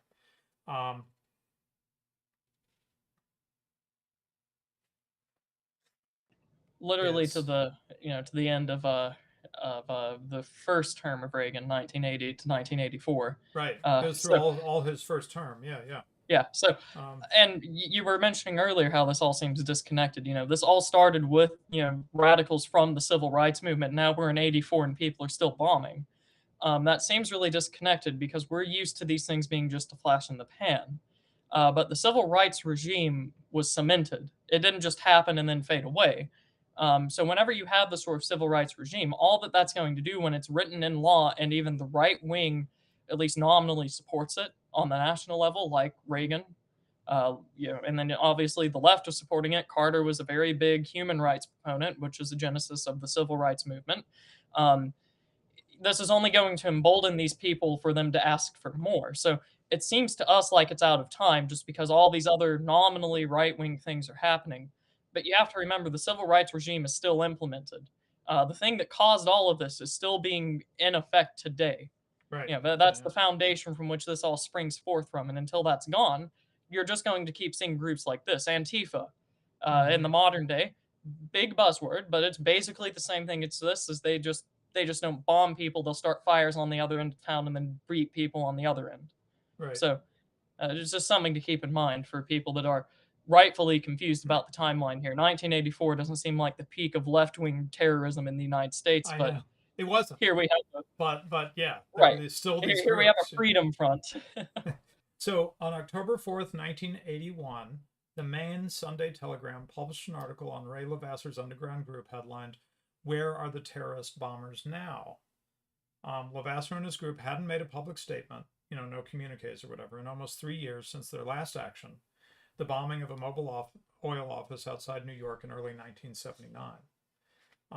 But in fact, they were about to reemerge, bigger and more committed than ever. The summer of 1981, Levasseur, Pat Gross, and three daughters had sold their extra belongings, left that wonderful farmhouse in northern Vermont for a larger home they rented outside the village of Cambridge, New York. This is relevant, across the border from the college town of Bennington. They enrolled their oldest daughter, Carmen, now 5, in a Bennington Montessori school. They try to hide, but then, they like to put their kids in Montessori schools. It's a little bit of a giveaway. Anyway, um, uh, and then Tom and Carol Manning moved to 60-acre farm outside Marshalls Creek, Pennsylvania. And they enrolled their son at a Montessori school. And Carol Manning was pregnant with their third child, due in December of 1981. Okay, so Gross spied her old acquaintance, Sally Stoddard, at the grocery store in the summer of 1980. Gross had been frightened that Stoddard might turn them in, but Levasseur was thrilled. His greatest frustration remained his inability to recruit new members. And Stoddard, who had a long record of working with many of the same prison activists he had known in Maine and Massachusetts, was a possible conduit to any revolutionaries remaining among them. So again, they're wanting to draw from the ex-con crowd, right? Or people who were working with convicts because they were radical leftists. Okay, yeah, so he spots her in August 1980 at a county fair. Again, Ryan, the juxtaposition. They're at the nice county fair. Hey, a fellow terrorist. Hey, buddy. Anyway, maybe there's some artwork for the community to show us there. You got your little like Trumpton Village, AA-esque, and then there's like Bolshevik flags waving around. Right. And she calls him Ray, and he's like, he hadn't heard his name for 5 years, because they're always under assumed names when they're underground. Ray, he answered. Why would I want to be Ray? They took a walk, and years later, what Stoddard remembered most vividly was Levasseur's admission that he sometimes pronounced his full name in the shower alone, just to remind himself who he really was, because he was answering to fake names, right? For years and years. So Stoddard was indeed still in touch with a number of Boston area activists, most notably the father of her 2 children, a convicted armed robber named Richard Williams. Williams, in turn, was friends with a man Levasseur badly wanted to meet, an Estonian-born one-time SDS radical named Jan Lehman. It's double A's, Jan and Laaman. Just pick one and stick with it. I think we'll be fine. We might have 2 Estonians in our audience that would correct us otherwise. They're gonna slap our hands. The Estonian Liberation Front was just born today, and you're the genesis. Jan Lehman. Jan Lehman had done prison time after bombing a New Hampshire police department in 1972. And he, like Levasseur and Williams, had become involved in the New England prison reform movement.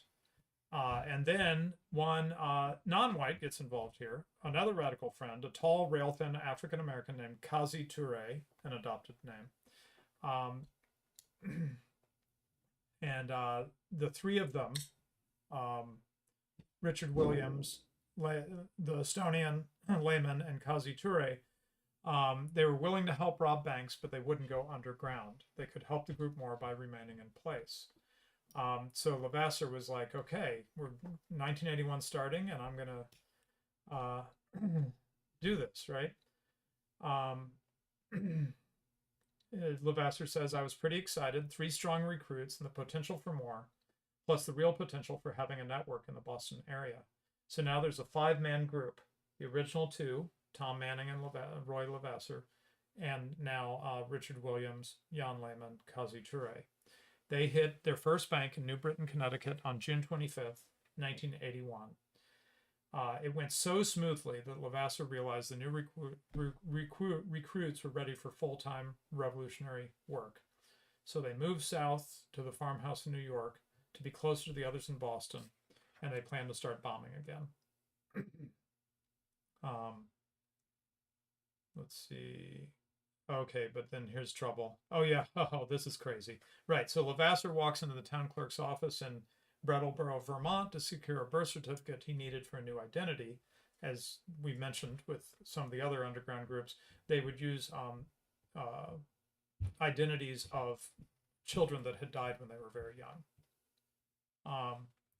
In this case, a long dead baby girl. Gross had already been in that office, arranged for it to be ready. But she hadn't noticed that Brattleboro's police were headquartered in the same building as the agency that dealt with birth certificates or whatever, right? So when a clerk retrieved the document for Levasseur, he noticed it was for a dead infant and became suspicious, and he phoned the police, who were right next door, right? So Officer Richard Guthrie comes through, asks for identification. Levasseur coolly pulls a 9mm automatic from beneath his jacket and orders Officer Guthrie and a clerk onto the floor, takes the revolver from the officer, and jogs from the office into a Chevy Malibu and drove away. They immediately set up an alert, and it gets pretty hairy. I won't go through the details, but basically, they're pretty organized. He actually has a what's it called?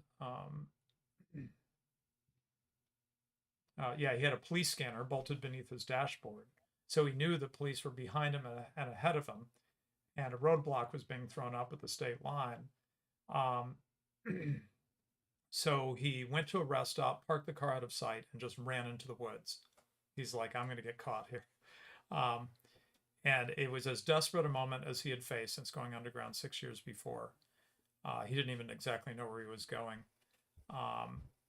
He knew that if they found the car at that rest area, they'd have dogs and helicopters out. So he ran through the woods for 2 hours but didn't see anyone. He thought he heard dogs. Thought he spotted at one point he did spot an airplane.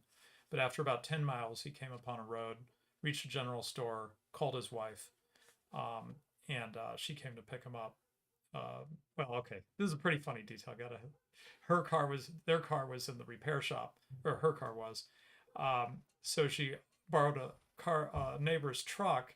It was so old that the horn blew whenever she hit the turn signal.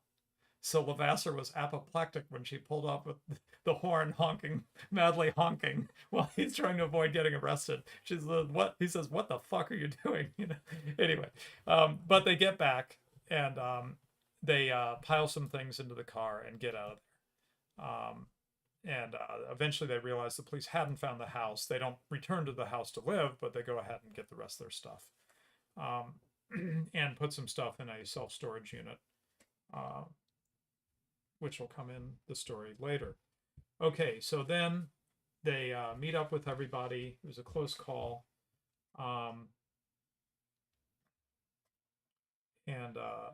What happened? They started noticing something was a little weird with Williams, and they had heard he once had some kind of drug problem. Levasseur had laid down strict rules about chemical use.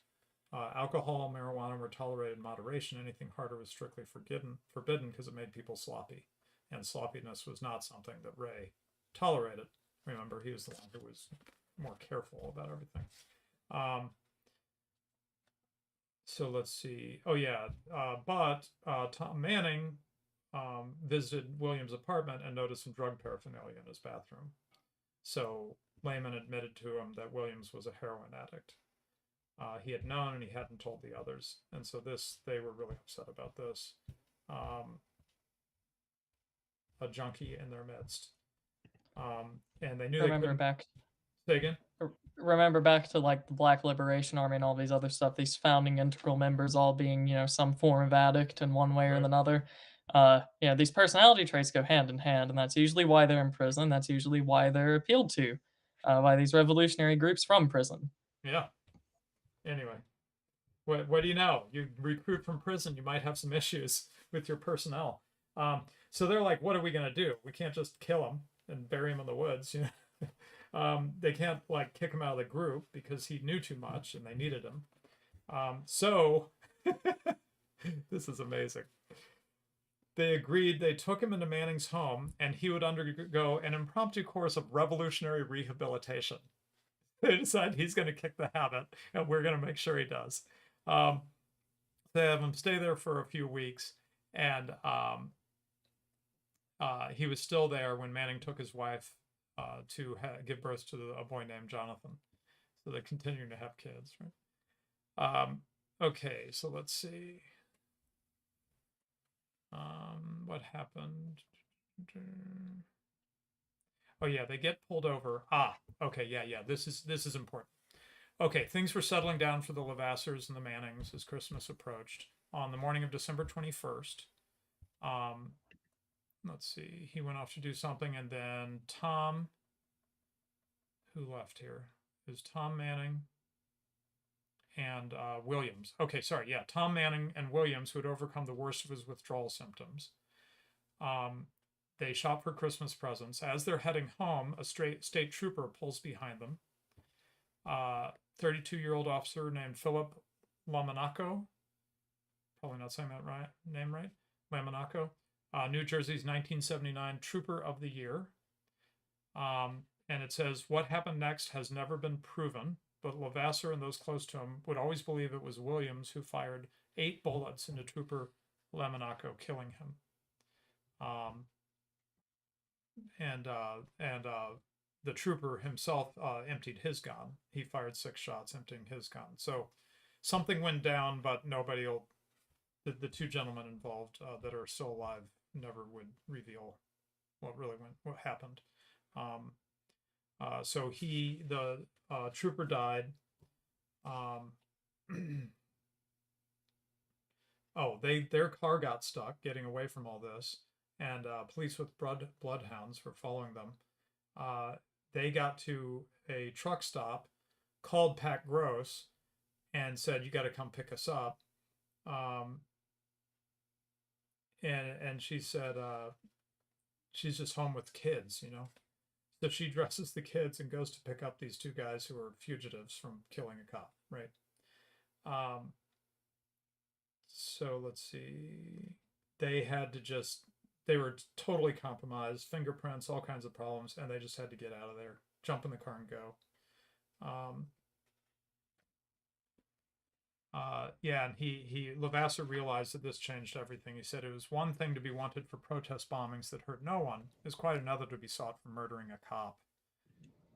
The FBI and the New Jersey State Police, he knew, would throw every available resource toward their capture, and they did. They're about to find out the BLA treatment. Turns out that just randomly killing people isn't the best strategy for a revolution. Right. One mistake they made is that they left behind a single photo of the Levasseurs and their children. Law enforcement didn't even know they had daughters, In time, all their pictures, including the children's, would grace wanted posters. The first, a photo of 9-year-old Jeremy Manning, was issued to the press on January 9th, immediately after the farmhouse was located. So the article, he says the press started emphasizing the kids. And he told Pat, we shouldn't have the kids. This is just too much. And he wanted to leave the girls with their grandparents, but she did not want to do it. Instead, they changed the girls' names and cut their hair. Carmen, who had long dark hair, had hers cut short. Simone, who had curls, allowed her hair to grow out. And this is the time to mention Lady of Shalott, Super Chat. Thank you, ma'am. I felt sorry for their children. Several times they had to pack up and run with no notice. The kids were made to cut their hair and change their names. Yeah, crazy stuff. And I skipped it, but somewhere in here it said that, the kids were getting older as this is happening. I mean, this is going on for years, right? And the parents are realizing, they talk about this stuff at home, and they're realizing that their kids know what they're doing. Maybe they don't know what to make of it, but they know that they're doing these political actions, right?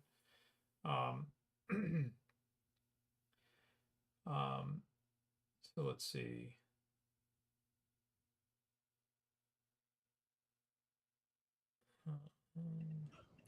So they decided, what are they going to do? They're gonna find Lehman and Kazi Toure. They're going to call them in for questioning, and Levasseur said, you're gonna have to join the underground, and he said there's no choice.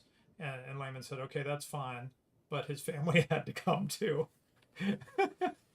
So now he brings along Barbara Kersey, his girlfriend, and she had 3 children, the youngest of which was fathered by Lehman. So now they're up to 9 children, 3 of the Levasseurs, 3 of the Mannings, now 3 of Lehman and his girlfriend Barbara Kersey. Right. I've lost track of how many adults. 5, 8. Something like 8 adults, 9 children, all underground, right? So, for anyone that's interested, if you look up a picture of Ray Luc Levasseur, or Lehman, you can sort of see, we joke on the right about physiognomy a lot of times. If you look at how their faces are shaped, their expressions, their haircuts, their eyes, you can sort of see the ring or the how much white is being displayed in their eyes on different sides of the pupil and the cornea. You can see that these people are very obviously violent. This isn't like the blonde hair, blue eyed Estonian Nordic, Overman race or whatever that some people on the right put out as sort of like propaganda. These are very obviously criminals. They look like criminals. Perhaps they develop that way throughout their criminality. And you can sort of understand why you would want to be cautious around seeing these people. Um, okay, then uh, Toure and Lehman are pulled over, and they end up shooting. Let's see, nobody got hurt, but Toure was arrested. Lehman was identified. He eluded them, and Pat Gross had to go pick him up again. She was the only one of the group not being sought by police, so she had to go and pick him up. Yeah, so they all got together, and yeah, for the third time in 4 months, they had somehow survived a run-in with the authorities, but they couldn't stay because Kazi Toure might give them up. So they had to all move in together in like these really small places with a whole ton of them, and then they hit another bank, Chittenden Trust in South Burlington, Vermont, $61,000. Pretty good money. Okay, skipping forward. Oh, and then, haha, yeah, where was this? Sorry, I didn't meant to say this. This is pretty crazy. They began scouting the next bank immediately, a branch of the Syracuse Savings Bank in Albany, I think. Actually, I'm not sure about that. Everything was going smoothly with the bank heist until Richard Williams went to grab the cash bags, which were lying on the floor inside the barred door to the vault. Somehow the door swung shut behind him and locked. He said, "I'm locked in." So Tom Manning grabbed an assistant manager, got her to open it up, and they got out, and but they it was all worth it because they got $195,000. Yeah, now Ryan, you shouldn't have to do math. There's these websites where you just put in the year. Well, that's what I'm doing. Oh, Well, okay. I go to the websites and they give me just what the conversion is, and I just put it in the calculator. So what? Right, so this is Remind me again. Is this 1982. 80? Okay, 82. I was about to say 81. Sorry. I'm sorry. With the two bank heists, 250,000. So do a 250,000 in 82, Yeah. and tell us Yeah. what we end up with.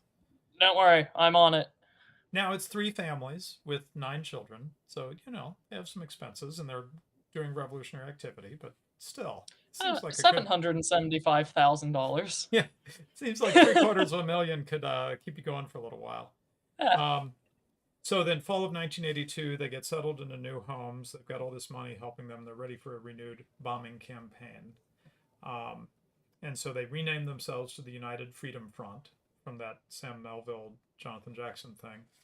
And he decided we are going to stage a memorable return. So over the next 2 years, they would go on to detonate 10 more bombs, almost all in suburban New York, at an IBM office in Harrison in December 1982, an Army Reserve Center on Long Island in May 1983, an Army recruiting office in the Bronx in August 1983, a Motorola office in Queens in January 1984, other offices of IBM, General Electric, and Union Carbide. All the bombs detonated when the buildings were empty. No one was seriously hurt. There were newspaper articles after each, but no great hubbub.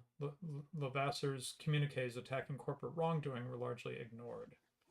But they were starting to get tired. By 1983, Levasseur and Gross had been underground for 7 years, and the strains were beginning to show. And it says Gross's stress increased as her 3 girls grew. Carmen was turning 7. The youngest, Rosa, was 3. They had been forced to explain to the girls that they were fugitives. They just said, we're being sought for our political beliefs. But oh, here it is. Yeah. Still, Gross felt that Carmen was beginning to understand what they had done. They heard everything, Gross recalls. When we were in meetings in the basement, they knew. And then let's see. Oh yeah, and then she goes to see a doctor because she's has a panic attack, and somebody says this is all about stress. You need to find a way to relax. This is like I never watched the show, but Ryan, the show with the mafia boss who goes to therapy. You know, it reminds me of that. You know, Yeah. You need to find a way to have less stress in your life. You know. Okay. We tried bombing and shooting less people. Okay. Yeah, so then here we go. On January 2nd, 1984, and I wish we could just pull up everything from the TV from the past, Ryan. I realized that there's actually very little. You go to YouTube, and unless it's super famous, you're not necessarily going to be able to pull some random thing up. I didn't try, but I wonder if we can find this. January 2nd, 1984, a slow news day. Levasseur is watching the CBS Evening News, and Dan Rather leads the broadcast with a story about the United Freedom Front. The bombings, the robberies, the kids, everything. There they were. He and Gross and the kids, the Mannings, everyone right there on television. Maybe he said, so he sits down with Pat and he says, maybe it's time that Pat turns herself in. They could leave the girls with their mother in Maryland. She'd get a short sentence, maybe a year, then she and the girls could be free. Basically, they could be above ground, right? And he could continue doing what he does. And he says,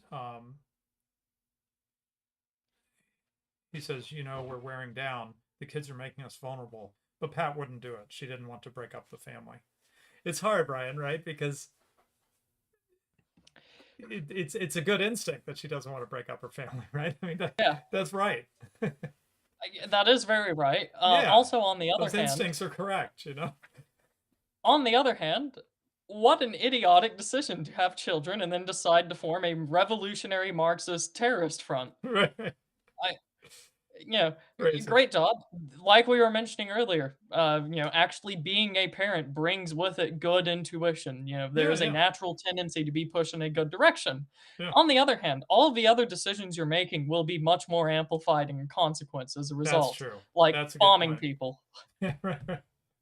There's consequences for this stuff. Okay, so then he kind of goes into the investigative side. I'll skip over that a bit. He says by 1984, despite 8 years of intensive investigation, combined efforts of the FBI and police from 6 states, the authorities had no clue where Levasseur and his people were hiding, no serious leads to pursue. Okay, but then they get a break. Let me jump to that. It might be worth mentioning, and this is referencing something we haven't gone over yet. But they're saying they're basically hoping that, you know, some lucky sheriff comes across them and then the whole case will just be solved. You know, well, we've had enough left-wing radical groups to go on right now. They'll eventually just show themselves. We can wait.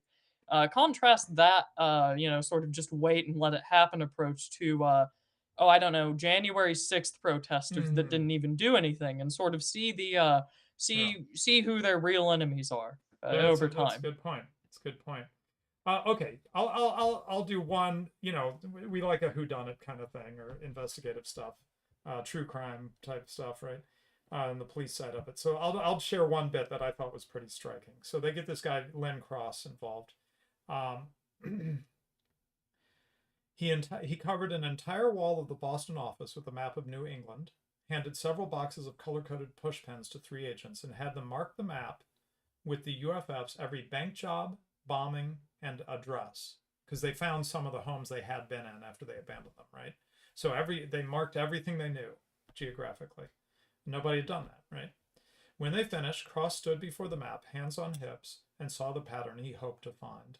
The push pens blanketed the Northeast, with the exception of a circular area centered on western Massachusetts, lapping into southern Vermont, northwestern Connecticut, and New York east of the Hudson. You know, he mused, a pig never shits where it eats. The UFF, he was willing to bet, was hiding inside that circle. And then he did something crazy, which didn't work, but still it's kind of impressive. He took that circle, divided it up, and they went on a crazy manhunt through the whole massive area. 2 solid weeks, they visited every target in the zone, and they didn't get anything. No leads, nothing. Um, but anyway, I still thought it was pretty subtle, pretty cool. He came up with it. But then they get their break. Oh yeah, you might remember they had stuck some stuff in a self-storage facility, and as often happens, when renters haven't failed to pay, have failed to pay, then they auction off what's inside the storage facility, right? And let's see. Yeah, so he opens this up to inventory it. First thing he finds were parts of a shotgun. Then he found wiring, alarm clocks, and literature. Dozens of books and pamphlets, almost all devoted to radical politics. So he went and he called the FBI. And so it says an agent from the Binghamton office was on his doorstep 15 minutes later. The FBI was like, finally. They thought it might be Ray Levasseur's, and a fingerprint analysis confirmed it. But they thought, what can we do looking through all this stuff that's been in a storage locker for 2 years? But they decided, hey, this is what we got, so we're going to go through it, darn it. They found an issue of Dragon magazine with a diagram detailing how to build a bomb. And he says, look what it says about the brass screw.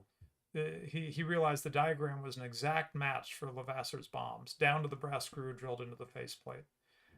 In a later Dragon, they found an article explaining the best ways to write communiques. Among the suggestions was mailing a copy of a copy of a copy. And he was like, that's why we can never get any useful information off their communiques. They've learned all these tricks, right? And then they find a catalog for outdoor furniture, and it had been mailed to someone named Jack Horning in Derby, Connecticut, and he said that must have been a safe house. And so they started digging, and what they went to the location, right? And let's see here's how they cracked it. Nobody knew it. Interviewed the neighbors. He found a man who remembered 2 teenaged sisters who babysat for a family who might have been the Hornings. And he tracked down one of the girls, now 17. She remembered the Hornings and their 2 girls. She had photos of them. When she brought out a photo, she was startled to find himself staring into the faces of Ray Levasseur and Pat Gross. So he tried to draw from her everything she could remember, and she mentioned a car accident. And he went, bingo, an accident meant an accident report. So he found the records of that accident that Pat had with the babysitter in the car. Paula Horning was the driver, and the teenager that he had been talking to was one of the passengers, and an infant girl. But the name on her license wasn't Paula Horning, it was Judy Himes, and he hadn't heard that name before, so he pulled up Judy Himes. It had expired, but it had been turned in for a new license in New York. And then he found that it had been turned in again in Ohio. Judy Himes in Ohio had just purchased a van that August, 2 months before, and the computer listed an address. And the address was a mail drop. So they cased the mail drop, and Pat Gross came to it in that Chevy van with a red stripe down the side. They followed her, and let's see.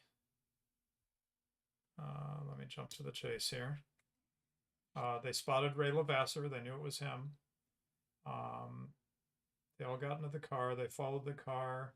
And then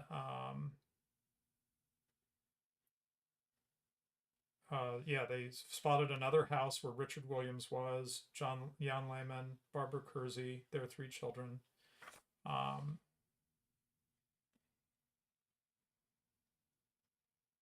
Okay, so let me jump to where they catch everybody here. Oh yeah, they're gathering for Richard Williams' birthday, and they were having a party at the Lehman's house. And let's see, so what happened? Oh yeah, Levasseur was ready to go.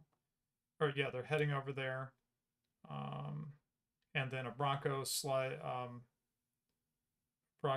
driver slams on his brakes directly in front of them. She has to brake hard. Um, the back of the Bronco opened. A man in a body armor leaped out, aimed a pump shotgun at Levasseurs' head. And he was wanting to run, but then he saw in the rear window a fleet of cars skidding to a halt all around. Within seconds, more than 50 uniformed officers spilled out into the rain, training M16s and shotguns at the van. Remember, they've got their kids with them, right? Yeah. He rolled down his window, tossed out his pistol. They pulled him out, and he said, "Here we are, ready." November 4th, 1984. In 2 days, Ronald Reagan and George Bush would be reelected to the White House. And what does Levasseur say? He says, "Do you know who you're looking at?" He snarled. "You're looking at a fucking revolutionary." So here we are, like 15 years after the Sam Melville bombings, you know. And so the author says, I don't know what you think of this, but he says, lying there on a cold Ohio lawn, Ray Luc Levasseur was a spitting, snarling anachronism, a radical equivalent of the aging Japanese infantrymen found in Pacific caves well into the 1970s. Men still fighting a war everyone else knew only from history books. And then I'll just share the tear-jerking part here. After a minute, the agents flopped Gross down beside him. One wrapped the 3 girls in bulletproof vests and walked them over to say goodbye to their parents. "Where will you go?" Carmen asked her mother, tears welling in her eyes. Rosa and Simone stared at their feet. "We'll probably be close by you," Gross said from the ground. "Give the men Grandma's number. You remember it, don't you? Don't let your sisters out of your sight. Stay together and be brave." The agents hustled the 3 little girls into the back of a squad car. Carmen rolled down the window, pushed back her long brown hair, and as the car moved away, yelled, "I'll be brave, Mommy." It's so terrible. Then they arrested Lehman, Kersey, Williams, and then the Mannings disappeared, but they caught them 6 months later in April 1985. And the 7, I forget how it ends up being 7, but anyway, oh yeah, because they'd caught 2 previously. So the 7 there, Williams plus then Lehman and wife, Levasseur and wife, Manning and wife. So I think that makes the 7. I think that's right. Became known as the Ohio 7, and they had this super expensive trial where they were accused of trying to overthrow the U.S. government or something, and the jury didn't go for it. But they were already in prison from all the other stuff they'd done. So I think I'm a little confused because he says that these are the last revolutionaries. And we're going to actually go backwards in time next time and talk about another group that is active in the 80s, in the early 80s. But he says their arrest really is the end of this whole era of the underground, the radical 60s, 70s underground people. Yeah, so Ryan, it's like a TV show or something where there's these neighbors that are really normal, and then you notice like one little thing that's like a little odd, and then you learn more and more and realize they have a whole double life. They seem totally normal on the surface, and they have some totally other thing going on. They're spies for the Soviet Union or something like that, right? Where did these guys get all that money from? Yeah. But this has been so expertly expunged from history books, historical records, and everything else that it sounds impossible to us, but it is literally what happened. Anytime you hear about this in a cartoon or a book or a novel or something like that, this has happened in real life before. There were Marxist revolutionaries on American soil, born in the United States, that capitalized on the sort of like the wake of the civil rights revolution, the regime, if you will. And they just tried to keep pushing for a very extremely left revolution, which usually just involved murdering random people until the peasants, the plebs, the workers, the underclass rose up and just overthrew the government. Obviously, it wouldn't work, but this happened in the United States. It failed, and it has been so expertly erased from most records, most historical curriculums. Most of the right doesn't know about this. And that's a testament to the fact that the New Left won. That's the only reason that you can explain why was this all just forgotten. Well, Yeah. people don't just forget history because it just became out of style or something like that. Even if you find a history department on a university campus, there's someone that specializes in something really niche. There's a book somewhere. There might be records on the fifth floor of a library or something. These things are out there. It's just that what we read in here, how many interviews in here are done for the first time? Yeah, No one right. bothered to write it down. No one ever even So talked to these people, and they yeah, were like in prison. You could just go and talk to them, right? Or you could try. Yeah, if not for this book, yeah, all of these, who knows how many details would have just faded away into yeah, obscurity. If these people yeah. die, their stories go with them. Right, right. Which is so. Once again, historians don't just let this stuff go. This has been erased, pushed under the rug. People don't know about it because of a group that's trying to make sure this gets forgotten. And Yeah, that'd be the new left that won the culture, that won the government, that won all of the bureaucratic apparatuses so totally that all this stuff sounds like fiction to us now, despite right. actually happening. Yeah, no, you make a great point. We covered Lady of Shalott super chat. Um, let's see. Oh yeah, so Lady of Shalott, sorry, one more comment. She says the women did not want to move. They realized before the men that there was no stomach for revolution amongst regular American people. Deranged Ray wanted to keep it going. And then Daniel Robinson, thanks for the super chat. But I'm hoping Ryan will help me respond to it, though I don't totally understand where he's coming from. Studying leftist history helps to understand America's founding as a form of divine intervention. America as New Jerusalem is at odds to AA's thesis. Which thesis? Okay. I guess he's I don't talking know. about AA's attacks on America or whatever. I was going to say I'm going to take a shot in the dark and say that's Okay. probably the Evola thesis that's saying that AA is just or that's saying that America is just like a mongrel nation or something like that. Which, um, okay, so the founding, you can see it was a very organized revolution against a much larger and usually less organized power. With some, obviously we had allies backing and all this other stuff. If you were to just look at it by odds, probably shouldn't have happened. And that's why most people throughout the early American history, especially, would appeal to Providence, because there was a sense throughout American early culture that Providence was with us. These things would not have happened in the way they did from 1517 all the way up until 1790 or whatever. These events would not have taken place if not for God guiding us to wherever we're supposed to be. And I can't help but agree with half of them.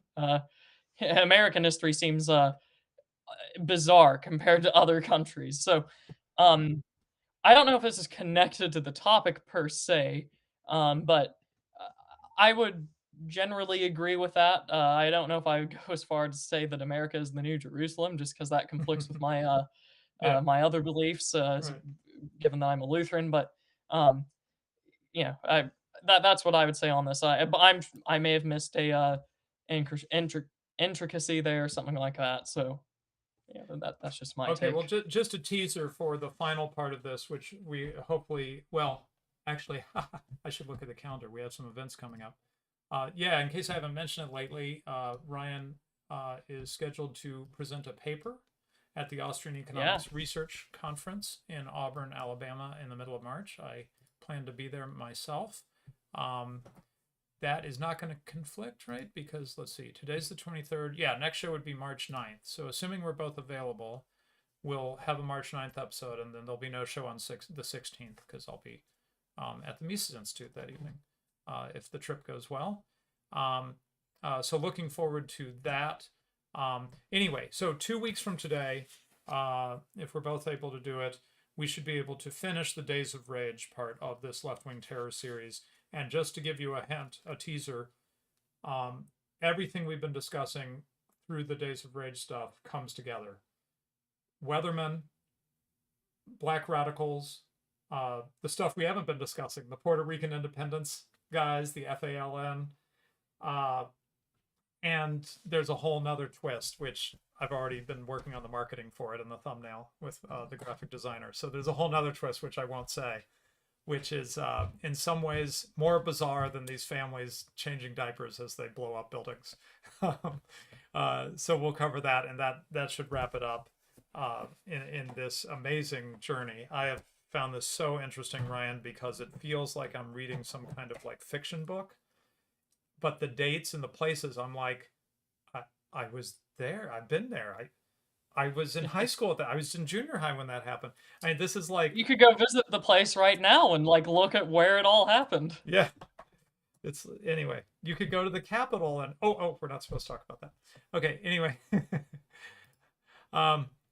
All right. So, any other thoughts, Ryan? I think we've covered this quite well. Yeah.